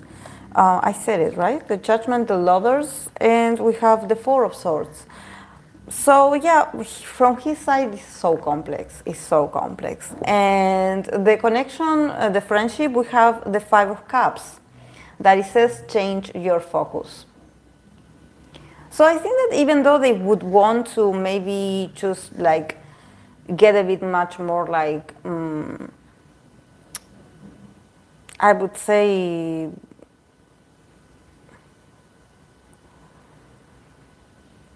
get closer or just do more things together. I think that there's, with the Five of Cups, there's a lot of things going on around. And yeah, probably one of the parties probably is Dio's side, that he's not that secure. He's not that secure. And also I think that he's going through something at this moment. You know, he got two major arcanas. He got the Judgment and he got the Lovers. Like these two cards have naked people. And we have the Four of Swords. So even though I don't see him freaking out over something, but the Lovers and the Judgment, or the Judgment and the Lovers, I think that he is in this process where he has to make a very important decision.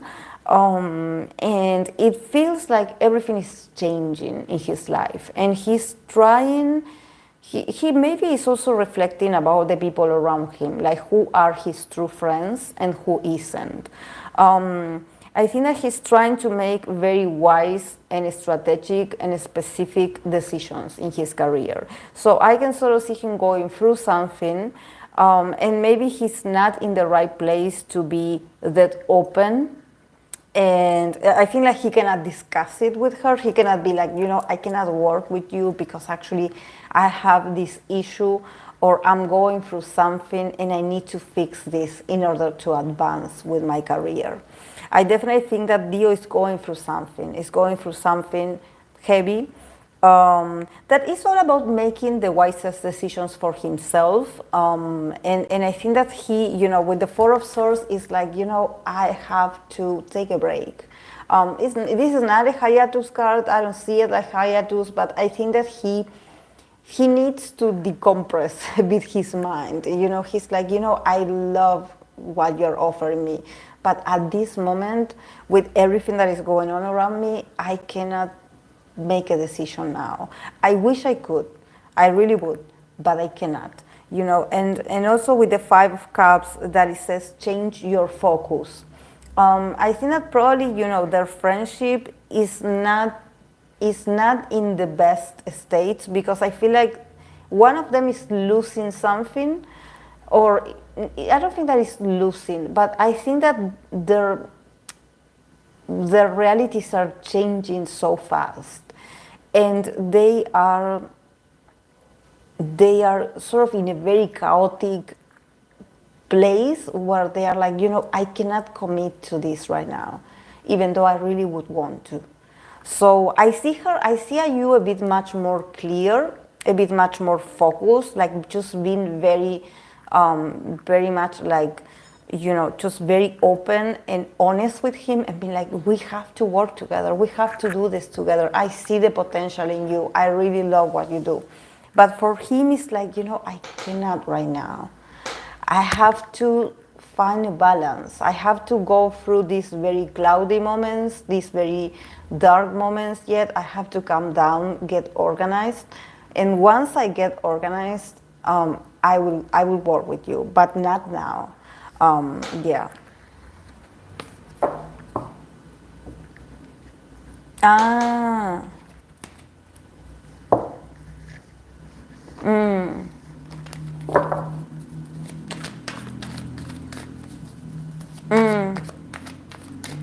She knows Baekhyun for sure. I think I too. Ah. Yeah.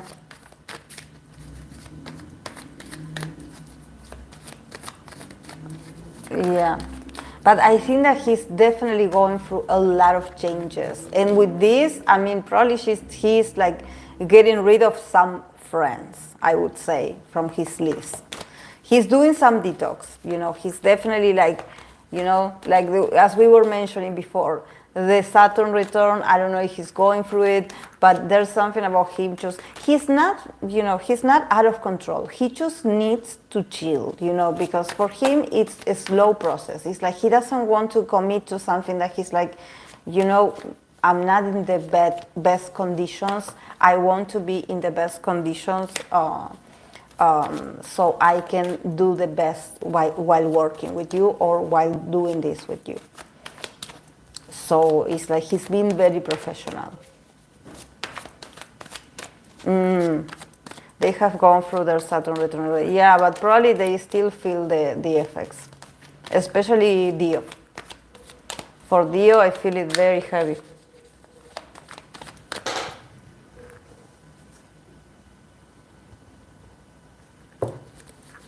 For Dio, I feel it very heavy. Okay, I'm going to continue with NCT Dream, Gemini, and Chenle. Gemini and Chenle.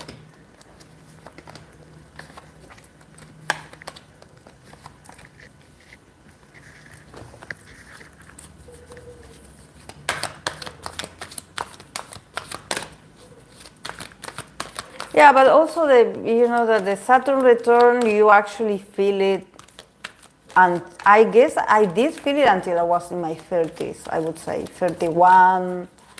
It feels a bit like, because Saturn, everything it touches is so slow.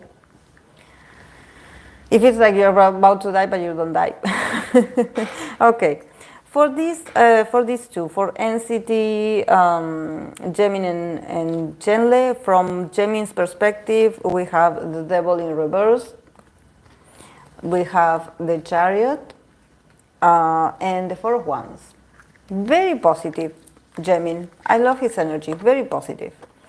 From Chenle perspective, we have the Eight of Pentacles, the Four of Swords, and the Knight of Wands.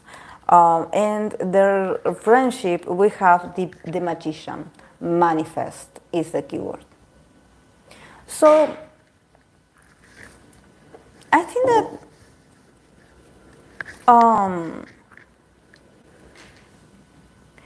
yeah, from Jimmy's perspective, first of all, it's very interesting that he got the Devil in reverse next to the Chariot, because I feel like Gemini and Geno for me are like twins. Like they always, like their names sound similar for me. I think that he's removing toxicity from himself. I remember he's a moon in Capricorn. I can sort of see it here. I think that maybe in the past he was too ambitious, or there's something about him being a bit harsh. With recognition and just being very heavy on the like, we have to achieve this, or I have to be better at this, or you have to be better, so I have to look good, you have to look good, we have to make each other look good. I feel like Gemini is very fixated on being the best. He probably is very ambitious, and he's like, he is this member that he's like, we have to be our best, and I can sort of see it like entering in a friendship, especially because they work together. So he can be a bit intense with, productivity and just like, okay, we have to make the most of this. And probably this also is in the connection with them. Maybe he used to talk a lot about work, performances, I did bad in this, oh, we messed up here, we should fix this. But with the Devil in reverse, I think that he's like removing himself a bit from being too fixated on career and results. The Chariot and also the Four of Wands lets me know that he's slowing down in this connection, and he's allowing himself to have fun. He's allowing himself to not be that focused or that interested in the group's success or the numbers, or I see him very technical. And also I could see that he has a sort of obsession with, I don't want to say like punctuality or, but I think that he's like, we could do this better. We mess up here, we have to be better. And being a bit obsessed with with work, and I can sort of see, probably this was a bit awkward for Chandler. It's like, I'm doing my best. I know it wasn't perfect, but I'm can we stop talking about this? And I think that probably this brought a bit of tension between the two of them. But now with the Chariot and the Four of Wands, there's something about him slowly moving on from this, I would say, toxic trait of him, of always being thinking about like work-related things, or just not being able to disconnect. When you are like, when you're like hanging out and the cameras are off, and like, they're not creating content. They are just there by themselves or with each other. And it's like, do not bring, like job-related things that happened during the day, because I had it. I think that also from Chandler's perspective, he's super, like, there's something about him. Probably he's a bit fed up at this point, but he's so patient. I think that it takes a while for him to get upset, but definitely he gets upset. There's moments where Chandler doesn't listen to Gemini. I think that he knows Gemini is maybe complaining about something, and he's like, okay, I will work on my part, I will do my best, okay, I will do better, okay, yeah, you're right, I should practice more, yeah, I should do better, right? But then he has this point with the Four of Swords where he's like, he's just disconnected, he just, like, probably others are talking and he's like there, yeah, yeah, I guess you're right, And then we have the Knight of Wands. That is like, he can actually get all of a sudden he can explode. And just like being like, stop it. Like, all you did all day long is complaining about this, that we do not have this, stop it. I just wanna be free. I wanna be free. I want, just let me, I want to run away from you, like, stop it, like, stop talking, like, and I think this is, if we see the Eight of Pentacles, definitely Chandler is someone that if you tell him, like, we should practice more, he's going to go and practice more because he's very hardworking. But also with the Four of Swords, there's something about his mind being like, yeah, I already did the work. But we have other issues, and there's some things that we cannot control. Sometimes things don't work out because there's some other people that has to take responsibility, and they don't, or they mess up our own things. Because, if we think about the devil card, it's also attachment. I think that probably if Gemini gets obsessed about something, is because it's hard for him to let go. Maybe he overthinks and he blames himself a lot for things that happen.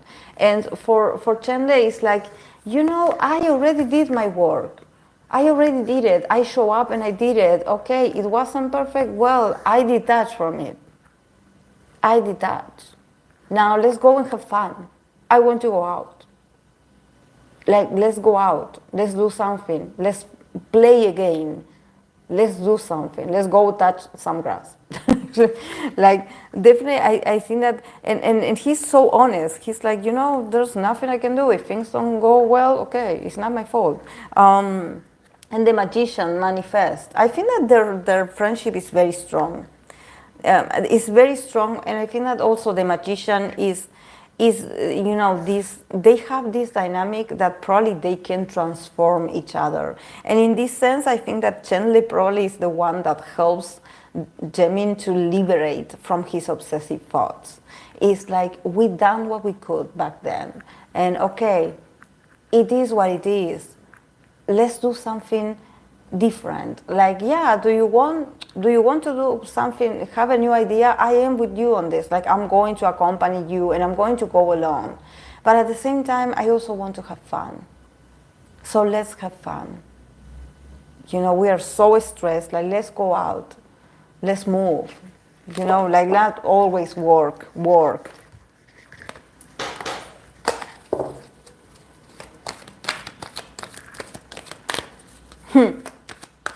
Yeah.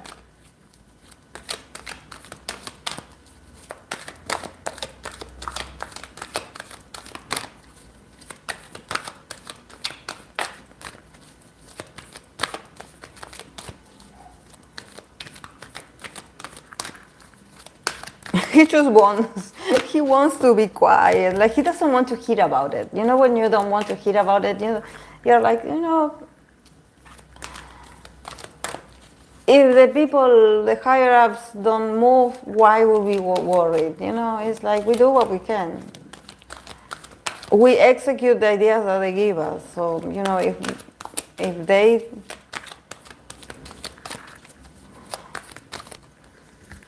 sorry guys, I disconnected a bit.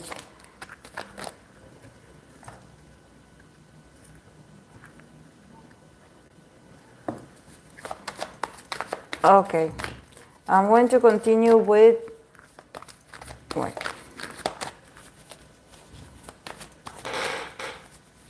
I'm going to continue with Lisa and Jenny, Blackpink. Lisa, Jenny.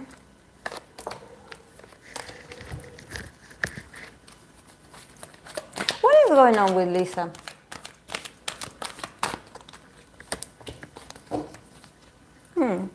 It's okay. Okay, from Lisa's perspective, we have the Lovers. We have the Queen of Pentacles in reverse. And we have the Six of Swords. From Jenny's perspective, we have the Empress. We have the Emperor. And we have the Knight of Pentacles. And the connection, we have the cards of the Two of Wands. The keyword is spread your wings. So, yeah, I'm asking about what I said about what is going on with Lisa, because I think that Lisa is there's a big difference. I think that I think that Jenny her energy feels so magnetic, so prosperous, and from Lisa's perspective, I see her doubting a lot. I think that, of course, they are trying to make wise decisions for themselves and their careers. I see them very focused. I don't see them like looking at each other. I know they are pendant of if the other one is okay, but they are so stuck in like, okay, I have to do well by my side or on my own. And their sides are totally different. From Jenny's perspective, the Empress, the Emperor, she's surrounding herself with, very prosperous people, and like she's already established in there, And also the Knight of Pentacles, she's slowly but securely moving to a new project. But she's feeling, when you feel like, okay, this is my moment. I love it here. And for Lisa, I think that with the Lovers and the Queen of Pentacles in reverse, there's something about her doubting her own value. There's something about her just not knowing who to listen. Probably there's a lot of people talking in Lisa's ears, and she is like trying to advance, because definitely she will. We have the Six of Swords, so I see her like advancing, and probably they will meet very soon. There's something about traveling, so probably they will see each other. I believe they're apart now, but they will see each other very soon. They will go and hang out. But I think that definitely like Lisa would be wise if she could have like a one-on-one conversation with Jenny, so she can get inspired again, because I feel like she's not doing her best when it comes to numbers. There's something about her. I don't know, did she launch like a business or something, or is she in the process? Because actually I don't see the business yet, because we have the Lovers, so she's probably in this process of like, I have to decide on what project it is or what she wants to do next. But she has the Queen of Pentacles in reverse. So even though, she is a queen, the Queen of Pentacles is still a stable queen, a successful queen. The fact that it is in reverse, it gives me this vibe of her feeling like she's not that stable as she should be. even though she tries to adapt and she's trying to make very well, very wise, and also she's trying to negotiate. And this negotiation, it has to do with her traveling a lot. Probably this is why she feels a bit like unstable, that she has to, maybe a few years ago, she had a physical place to go to, or she has like a residence, or she had somewhere that she was like, okay, this is my place, this is my company, like these four walls are my place, my universe. And in here I see her that she has to move a lot. She has to travel a lot. Like she has to go from here to there, And probably even though she is adapting, she feels a bit homesick. Probably she feels a bit homesick. She feels like, I don't have the stability that I used to have. And I don't know how I'm going to get it back. So probably, yeah, she's adapting, but she is like, And probably also it has to do with them not seeing each other that often, like, the lovers, and like, definitely, like, she has to move more. I know that Jenny also travels, but there's something about probably about Lisa having to move more, or being in an environment that is very, it feels like that place is very foreigner. Like it's very, like, she feels like an alien. She feels alienated. She feels like, okay, yeah, even though I'm moving, I'm traveling for work, I still cannot find my sense of belonging. I feel like she's a bit homesick, yeah. It's not emotional, but I think that with the Queen of Pentacles in reverse, I feel like she's not the queen in her castle. When she's not the confident queen of like, okay, I created my company or whatever, and this is mine. I own this. No, she's like going from here to here, being treated like a queen, a successful person, but still not feeling successful, not feeling like, I feel like I don't belong. Yeah, and from Jenny definitely shining. Jenny is shining, and and also the Queen and the Emperor, it gives me vibes that obviously Jenny is not alone as well. Jenny, like, it's like she is a powerful person, and also there's a powerful man besides her, or that is advising her. Things are moving slowly, very slow, but she is surrounded by a lot of wealth, by a lot of like just, she's already settled in there. She's just enjoying. When you enjoy, because she already, probably prior years, she already sort of work on these business relationships. So she's like seated and ready to smell the flowers. She already is just like on another level. She's a royal, something like this. But yeah, with the Two of Wands, with the Spread Your Wings, I think that they will have like a talk or something like this, that they will help each other to see the potential of their own creativity and of their own individual new beginnings, because both of them are betting for a new beginning. So it's normal with the Two of Wands that sometimes you feel a bit discouraged. Sometimes you feel a bit like, I'm not getting the result that I want, I'm not seeing the progress that I want. Yeah, because you are just starting. You are on the Two of Wands. So it feels passionate, but it's a process. You cannot rush the process.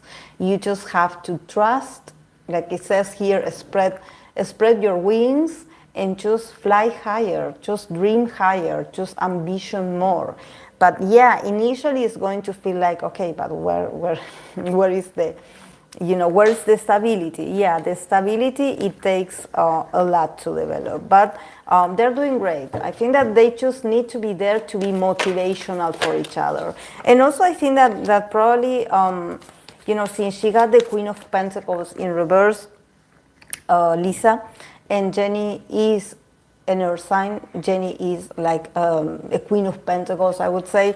I think that probably she could just talk to Jenny about these matters, these material matters, so she could get some inspiration about like, okay, how do I do to reconnect with my value or with my sense of deserving, and with just not being so nervous about the future and productivity and and sales, and just like it's just that sometimes for an Aries woman to connect with the energy of the Queen of Pentacles is very strange, because it's like, yeah, I love going after the success. I love to move toward the success, but sometimes I don't know how to stay in that feeling of success and just like don't do anything, just enjoy the success and the luxury.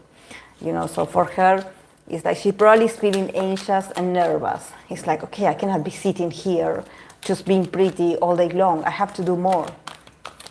But yeah, a lot of traveling.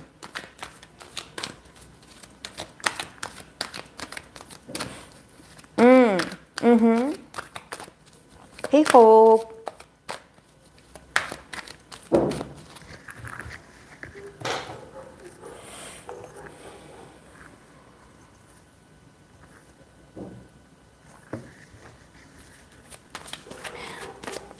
You're not going to see my cats for a while because they don't know how to climb the stairs. They still are scared of the stairs. So yesterday I was here and Luna was like meowing outside that she wanted to be here because she knew I was here. But she was like, I cannot come up. I don't know how to come up. But yeah, I hope someday she figures it out, how to climb the stairs. I know they're super intelligent. They have to be.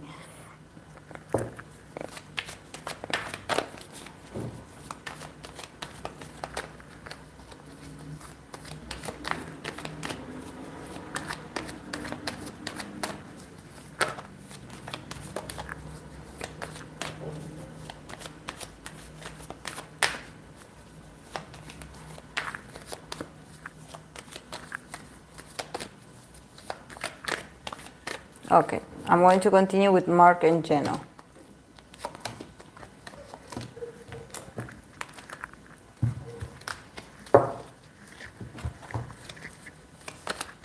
Yeah, but they're a bit scared.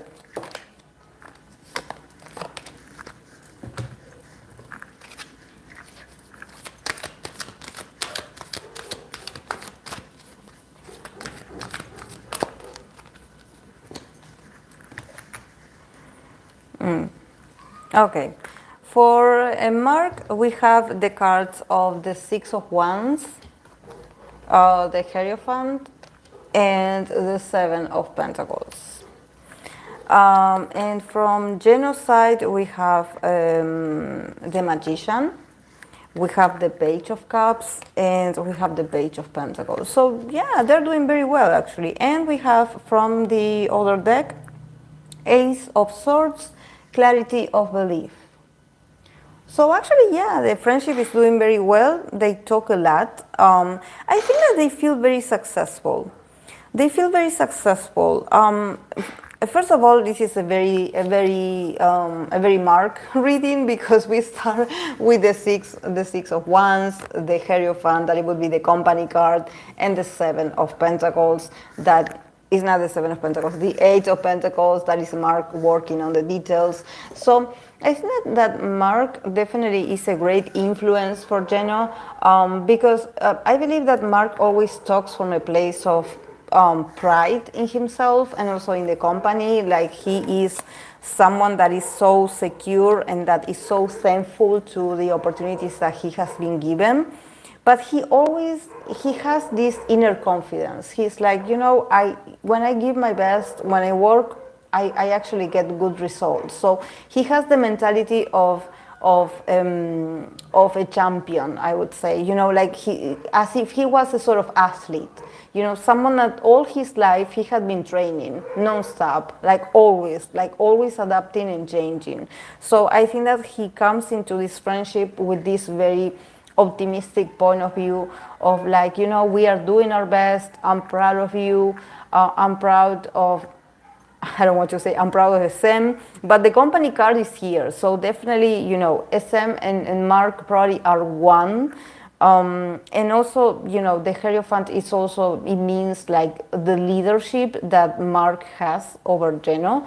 Like there's something about him being like this motivational coach for Geno, and him being like, you know, let's look and appreciate what we had been achieving so far. He's so proud. Like Mark is so proud of Geno. There's something about him being very proud of Geno, honestly. Like besides him, Mark being so secure in himself and his own abilities, I think that in this dynamic, he definitely talks to Geno and he lets Geno know that he is a great and important element and just a part of the team that is very important. And he's like, you know, you had grown so much, you had you know, changed so much, you had adapted so much, I'm proud of you.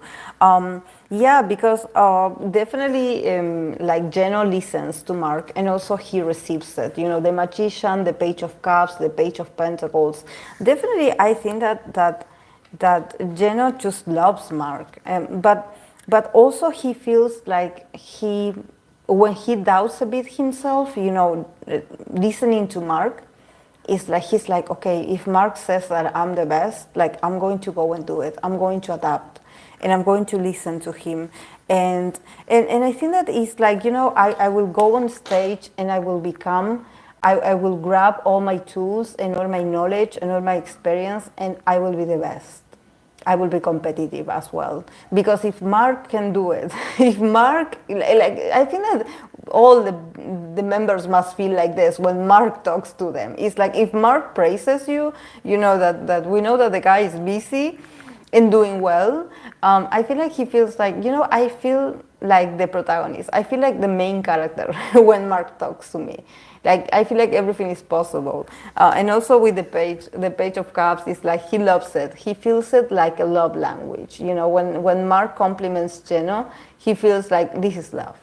When he compliments me, he makes me feel special. He makes me feel like I'm special, or I matter, or I am important. I feel so good inside, you know. I feel the butterflies. And also with the Page of Pentacles, I think that he is like, okay, now that I talk to him, I am inspired. I'm going back to work.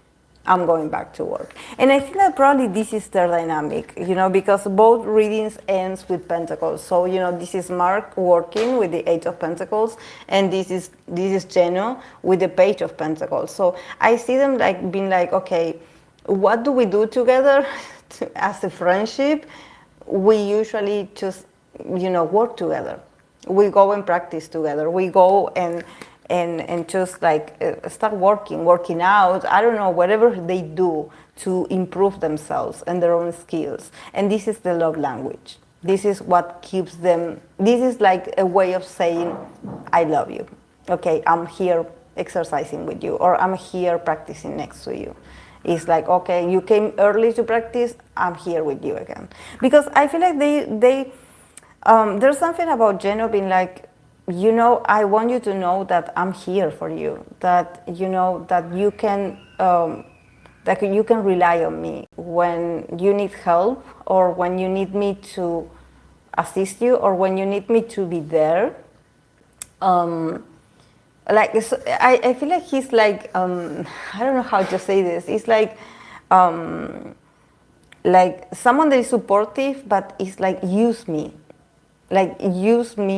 to make you look better, like you know, like sort of like we can be partners. I don't know if they are like a sort of duo in the group. I don't know much about the dynamic in Dream, but it seems like Geno is like, lean on me. I'm strong. I can, you know, I got you. I'm strong. I got you. But yeah, definitely, you know, with the Ace of Swords, clarity of belief. Also, both of them are very honest. Probably their conversations are very straightforward. It gives me very manly vibe. Both of them are very manly. I don't know why it gives me Aries vibe. You know, just very open. Just like, okay, let's talk. If we have a disagreement, or if we have, like, there's no confusion between the two of them. The two of them are really honest. It's like, yeah, if I tell you this, it's because I feel it. Or if you tell me this, it's because you feel it. So there's something about them very straightforward, but also just, with clarity of belief. There's no confusion between the two of them because they are super honest. They are very honest. Like they don't sugarcoat it for you.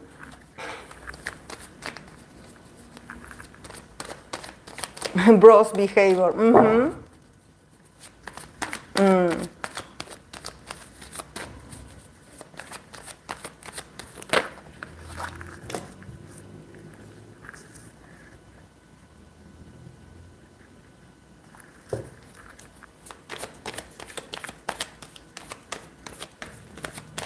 Okay.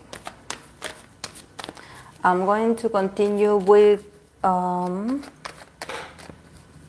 Stray Kids Jumping and Itzy Cheryon.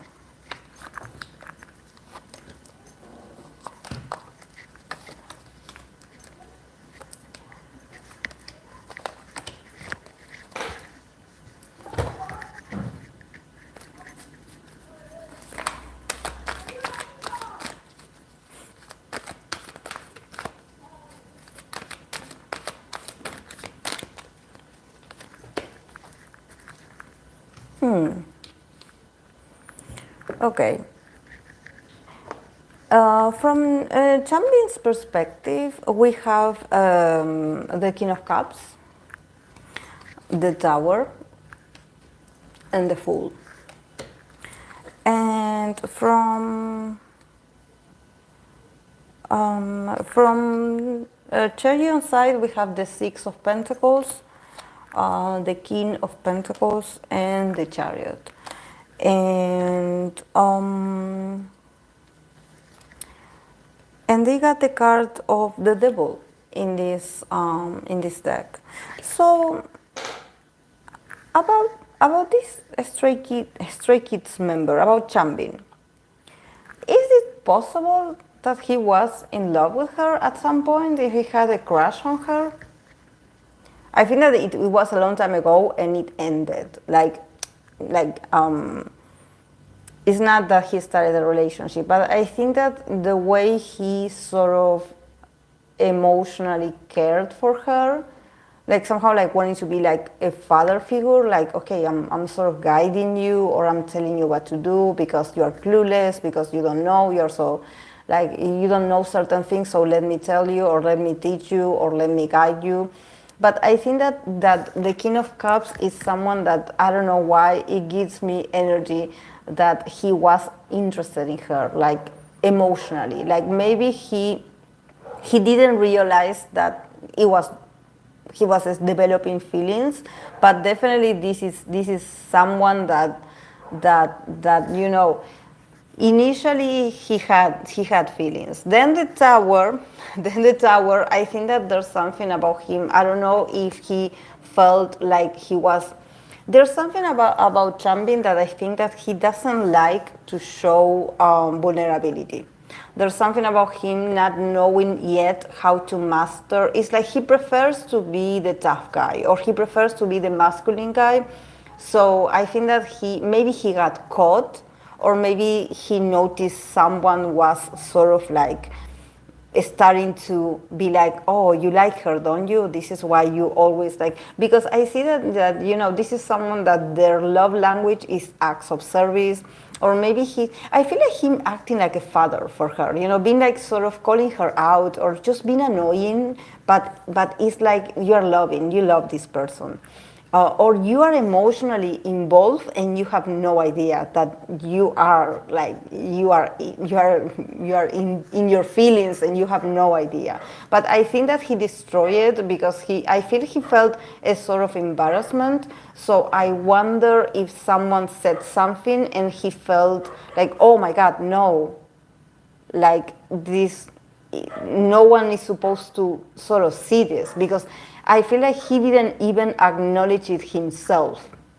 It's like he thought he was just being friendly or just being a friend. And like sort of the feelings started escalating and everyone started noticing like, oh, okay, like you're different when you're with her.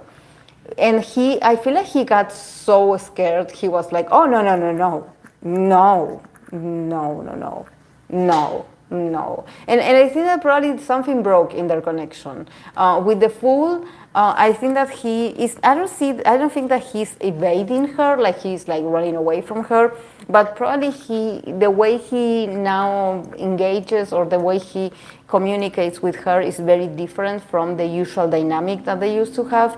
Probably now he starts putting a bit of distance, or he acts a bit a bit like, I wouldn't say immature, but there's some instability, like, oh yeah, I didn't see you there, bye, like moving around, and just being chaotic because he's avoiding, he doesn't want, I think people find out or people started talking about it behind his back and he didn't like it. Yeah. From her side, definitely she admires him very much. The Six of Pentacles, the King of Pentacles, and the Chariot. For her, it's like, he has been so helpful. So like she sees him like someone that is so definitely old. I don't know if he's older, but it feels like in her eyes he is someone that she respects a lot because, I don't know, she sees his consistency, or she sees how hardworking he is. So he's also very loyal and reliable. So maybe she's like, when I needed him, he helped me. So definitely there's this feeling of like, I admire him so much. And also with the Chariot, it's like, I will continue with friends with him like forever. Like, there's something about her just being just very, just admiring him a lot. He's very special also for her, but I honestly think that she also got the dad vibes, the father vibes. I don't know if he lectures her a lot or he was like, no, let me tell you how to do this because you don't know. There's something about him that gives me father vibes. Like, it seems like he's like sort of like telling you like, don't do that, like a father would. But she's like, with the Six of Pentacles, she's like, yeah, he's very rigid with me or very strict with me, but, I'm also like this with him. So definitely she sees that like a very cute dynamic. But for her, it's fun. She doesn't think about it like, oh my God, there's feelings. Like, no, she doesn't see it. She sees him like more work-related relationship. But yeah. With the card of the Devil, and the keyword here is Master. So definitely there's a lot of manipulation in this connection. I think that probably one of them is being manipulative. Probably one acting dumb and the other one acting like, oh, I don't know what's going on in here. But, their connection is very beneficial for both of them. But I think that they are not, they're very competitive with each other. I think that there's this feeling of like, I'm not falling for you. No, because it's like, I want to master you. I want to manipulate the situation. It's like, I don't fall for people and neither do you. So there's this feeling of like, there could be the potential of this being, something very heartfelt or something very emotional, but these two are so worried about like who is in control or who masters or who takes the lead or who is the most dominant one. So it sort of it removes the potential of this being too sweet, being sweet and simple. It's all about the ego, I would say, and who manipulates who. Maybe she knows that he has feelings, or she heard and she plays dumb, and she's like, oh no, I have no idea.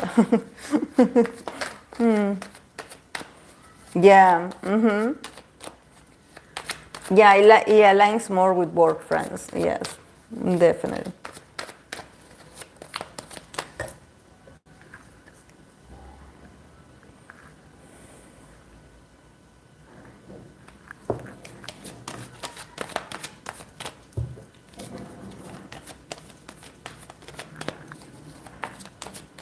Okay, I'm going to continue with Hyun Jae, the boys Hyun Jae and New. Hyun Jae. The devil card in reverse. So, yeah. Yeah, these two are okay, but I think that is so interesting how both of them are so bossy, like are so bossy. Yeah. Yeah, they have a great teamwork. Definitely, they have a great teamwork. Definitely, very, very great teamwork, I would say. Because from Hyunjae's perspective, we have the 10 of Cups, the 8 of Pentacles, and then we have the King of Swords. So there's this feeling of family. There's this feeling of like, we had been working so hard to keep a family. And then from new perspective, we have the 4 of Swords. We have the Devil in reverse again, and then we have the King of Wands. So, and the other card they got is the 3 of Pentacles, that the keyword is reach out.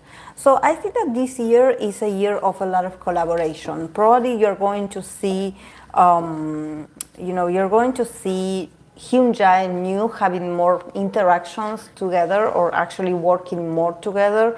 I think that they are helping each other out when it comes to work and expression, probably, because both of them have this energy of just being very in their own different characters. Both of them end the reading as kings. So both of them are very dominant. Like in their different styles, both of them are very prideful in this connection. So I think that from Hyunjae's point is like, like we are family. We are working. We are all the time working. He's also working on being a better person, on being a better coworker, I would say, or being a better colleague. Because with with the King of Swords, probably there's something about again, because he's a moon in Aquarius, like there's something about him with words. Maybe he can be a bit hurt a bit news pride. He can be a bit too outspoken, or say something that maybe for New is like, wow, I cannot believe you said to me. But actually, the King of Swords is someone that looks at you in the eye and tells you the truth. So even though, maybe the delivery is not that friendly sometimes, I think that Hyunjae is working on this. And he's like, okay, yeah, he's part of my family. He's part of my everyday life. I love him. I appreciate him. So I guess I should be much more diplomatic and just not being that cutthroat when I say things. Probably when he says things, it sounds like an attack. It sounds like you're attacking. And probably for the others, it's like, oh yeah, we don't care because Hyunjae is like this. But for New, it's something different because he is the king of wands. So also, New is very reactive. Probably he can get upset or angry very easily. Even though he's a Taurus, we know he's a Taurus, but the king of wands is someone that if I don't know if he curses in Korean, but I can sort of see him getting upset and also just like saying something aggressive back. But yeah, the 4 of Swords and the Devil in reverse, I think that also New is calming himself down. This is the same card that NCT Gemin got. And I think that definitely shows that probably New also sort of struggles with this. With him probably in his connection with the members, he's very in control, or he tends to like to be like the queen bee of his group or of his people or of his friends. So he probably tries to manipulate Hyunjae or try to sort of get Hyunjae to do what he says.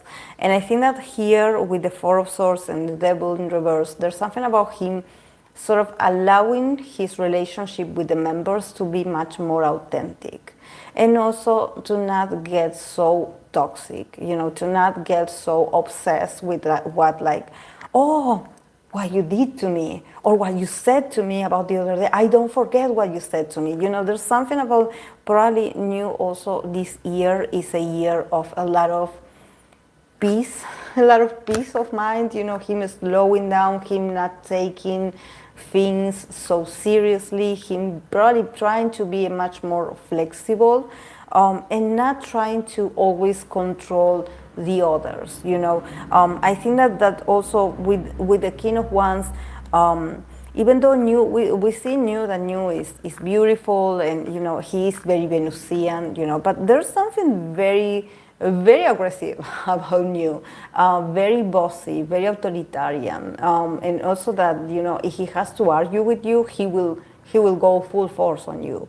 Actually, I think that he's much more aggressive than what people see or think about him. So maybe in the past they had these very strong arguments, and this is why I think that it's very interesting that these kings, we have the King of Swords in here, and we have here, and we have the King of Wands that is sort of looking at the King of Swords. It's like looking at him, being like, I am on the defense. I am like watching you. I'm observing you. Like I'm watching. What are you going to say? How are you going to say it? Like, think twice before you say something. So definitely both of them are very bossy. Both of them in their own styles. They are like, if they have a group of friends, they are the ones in control, or they are the ones that get away with a lot of things. So this is probably why sometimes they crash when they mirror each other, because it's like they cannot control each other, and this is where the issues come. Maybe with other dynamics it's easier to manipulate the other, but in this, both of them offer present resistance. So this is why they clash. It's like, how come you're not following my advice? Or you're not doing what I told you to do? And it's like, no, And I think that they are learning to sort of with the card of the Free of Cups, is like, we can take things slow, we can collaborate with each other and just talk things out, instead of assuming that the other person is being mean, or they are doing this on purpose, or yeah.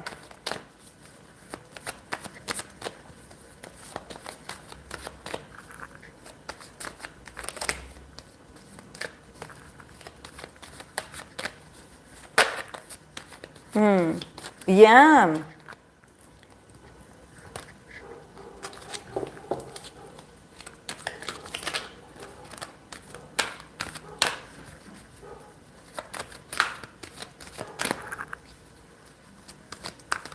Okay, guys, and before I go, I'm going to pull cards for this group, for this new Hive group, to see how they're going to do this year. I don't know if they debuted already, but let's see. Cat's Eye is the group.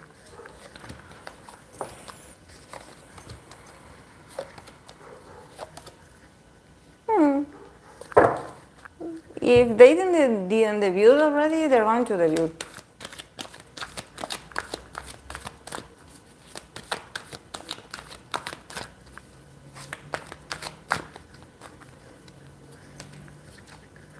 Yeah, they're going to do great.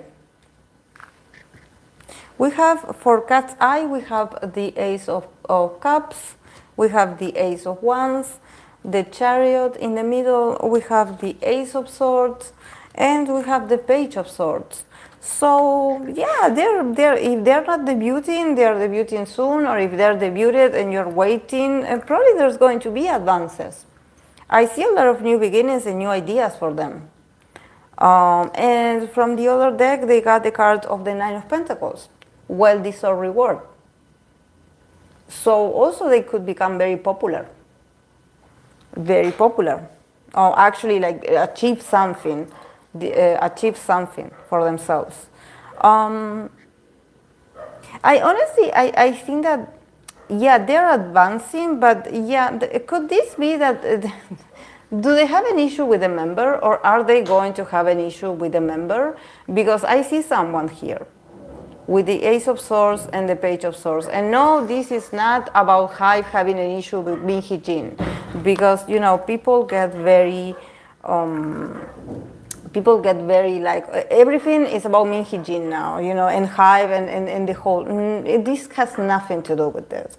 Actually, like if a group is not working, is because the people that manages are not moving them. But in here, I do see movement. But probably there could be an issue with one of the members. So I think that, yeah, that could slow down a bit the process. It could be, I think that there's someone that wants to say something. There's a woman here that wants to say something to the media. So pay attention. They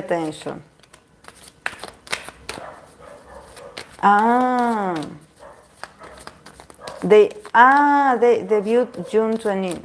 June 29th?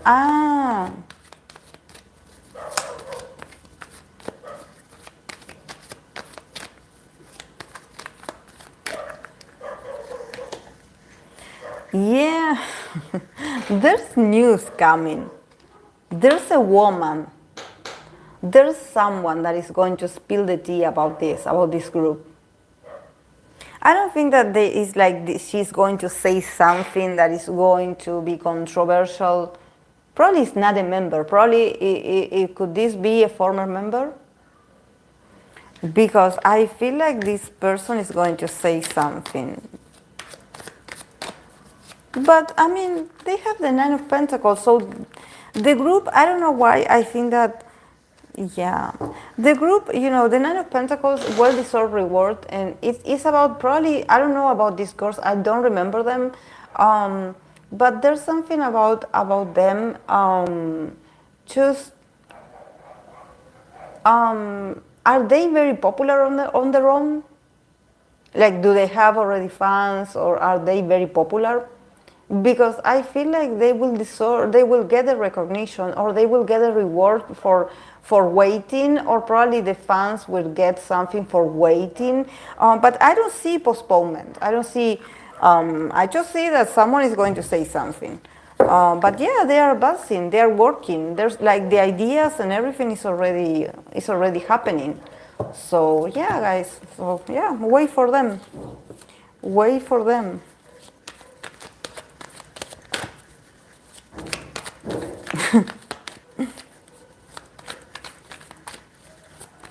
Yeah, but I guess I'm going to do wait. I mean, I don't know what they're about, but it seems like success is on the way. I wonder what they have in store. And I wonder what their style is going to be.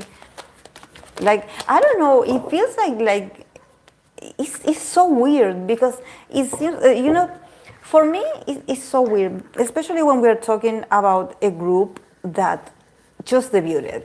And you have the Nine of Pentacles. For me, the Nine of Pentacles is a journey. The Nine of Pentacles, you don't get it just right away when you start it. You have to work very hard to differentiate yourself from other successes or other works or other. So I wonder, why do they get the Nine of Pentacles, all of a sudden, like could this be like because they're going to have like a hit song and that's why they're going to have this? But wow.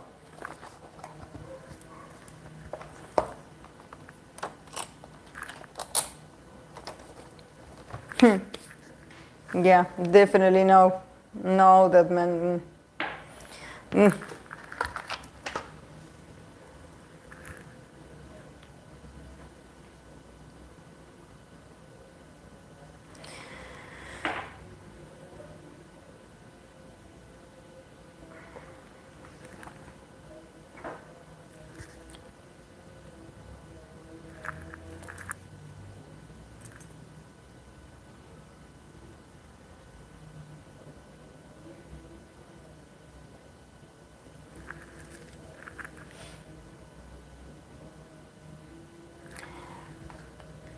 Okay, guys, I'm going to go, but first of all, like, I want to thank you that you're here with me today, and also I want to ask you, like, how was it for you? Because I cannot see myself, like, I have another screen, but I cannot see well.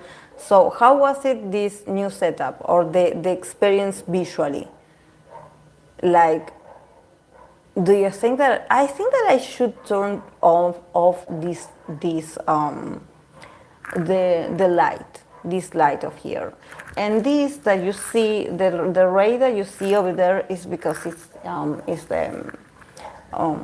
daylight, but I can move the curtain a bit.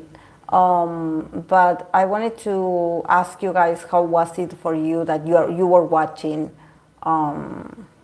I think that I should turn off this light, because this right here, like, I don't know, I see it on another screen and I'm like, it sounds very cloudy. And also, I like, is it okay as far like I am a bit far away from the cell phone, from the camera? I think less light would be good, but the brown. Okay, thank you. Yeah. Yeah, I'm going to do, because I see that it does this and I don't like it. Also, this is because it's open over there, but then I can. I was trying to think, like, why is that ray that is over there? It's because of the. But well, when we do the lives on Wednesdays, you're not going to see it because usually it gets dark very soon. Yeah, I'm going to turn off the light. Yeah.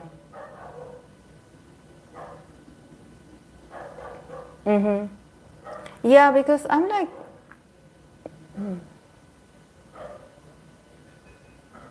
yeah, I'm actually like, I'm having a bit of back. I'm hurting here because I'm not used to yet the, like,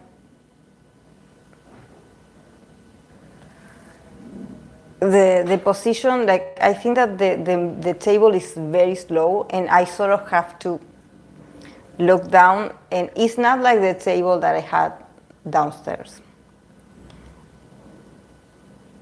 But it's okay.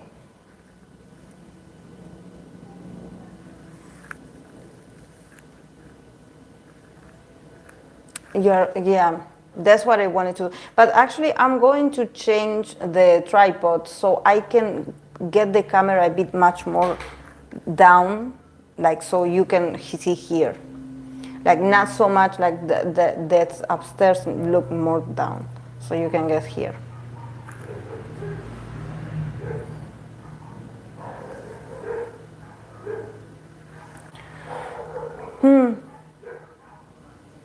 Do you have possibility to alternate between locations? You mean,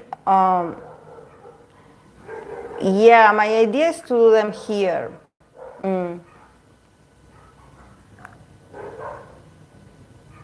Yeah, my idea is to do them here. But I also have downstairs. I can do it. Because I don't know, I will have to see with the weather. For example, now it's not that cold. I have some windows open. But then I have to, when the days are colder, like, I have to try the AC also, and to see how it works.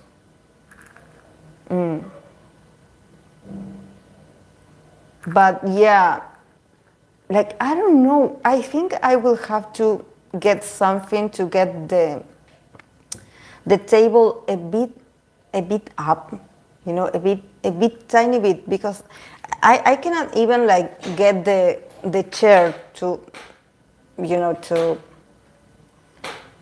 I think that the table is very low. I will have to get a way to sort of get it a bit more, get it up a bit more. Oh, yeah, I don't know about the rain. If it rains, guys, I'm going to go downstairs. I'm going to, if one day, I had to try it because I haven't been here, like, actually, because we were cleaning and everything, and my bed is not here yet.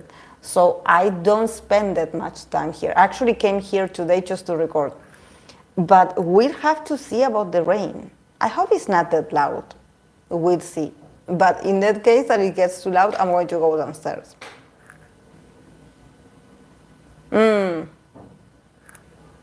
Use bricks, yeah. I will have to do that. Yeah. But I love it because I was able to do it, to just do the live stream, so I can see, how it looks, and yeah, work on the details. Because if I didn't do it, I wouldn't know, how to do it. But yeah.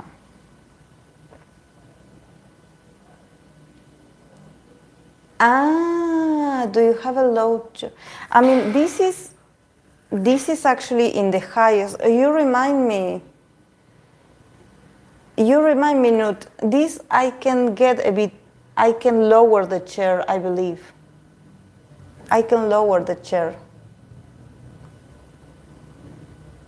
Yeah. Yeah.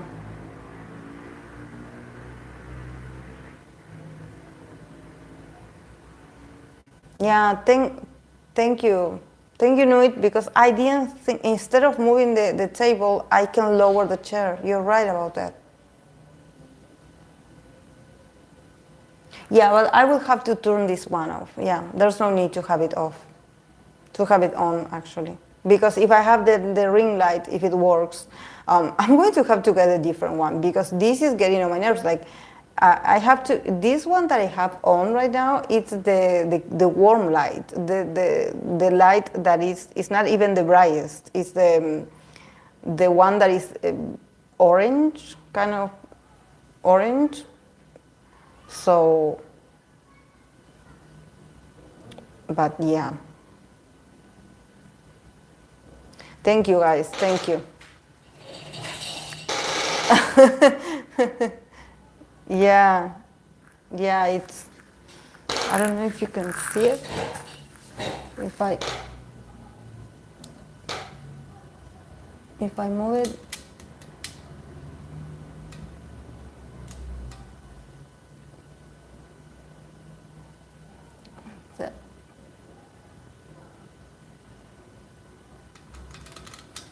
I have to get the decks. Still, I have some here, but I don't have it all. I would say my shirt. Yeah, no, but I think that because I wanted, actually, I have this thing with tables to work on. When they are too high, or they are here, like, or like especially when I have to work on the computer, like, it's so hard for me to, like, it hurts here when I have to put, and also since I'm left-handed, sometimes when I'm working, I tend to, take a lot of space with my hand like this. So I was like, I don't want the desk to be too tall, because then I'm like this. But yeah, I noticed that I'm having some pain, because I was like this. But I didn't notice that we actually got the table too low, because recently I got the chair. The chair was downstairs, and I got it, and I prepared it, and I was like, oh. So now that I'm seated, I see that I'm very far away from the table. But I love this because I can put the camera. I'm going to see how I'm going to do it with the other with the other tripod that I have, because I want to incline a bit the so you can see a bit much more here. This poor thing, it's all messed up, actually, guys. I love it because it's the kind of green that I love. This was custom made. Actually, a friend of mine did it. She made it for me. It's velvet, or is a type of clothes that is a fabric that is very close to velvet. It's beautiful. But I had it sting. It has a stings. Like, it's ruined. I'm so sad that it's ruined. But it's so great because the cars don't go around. They stay. Yeah. Yeah. Okay, guys, I'm going to go. Thank you so much for your feedback, for being here, and yeah, I will see you on Wednesday. Okay, have a great weekend. Okay, bye.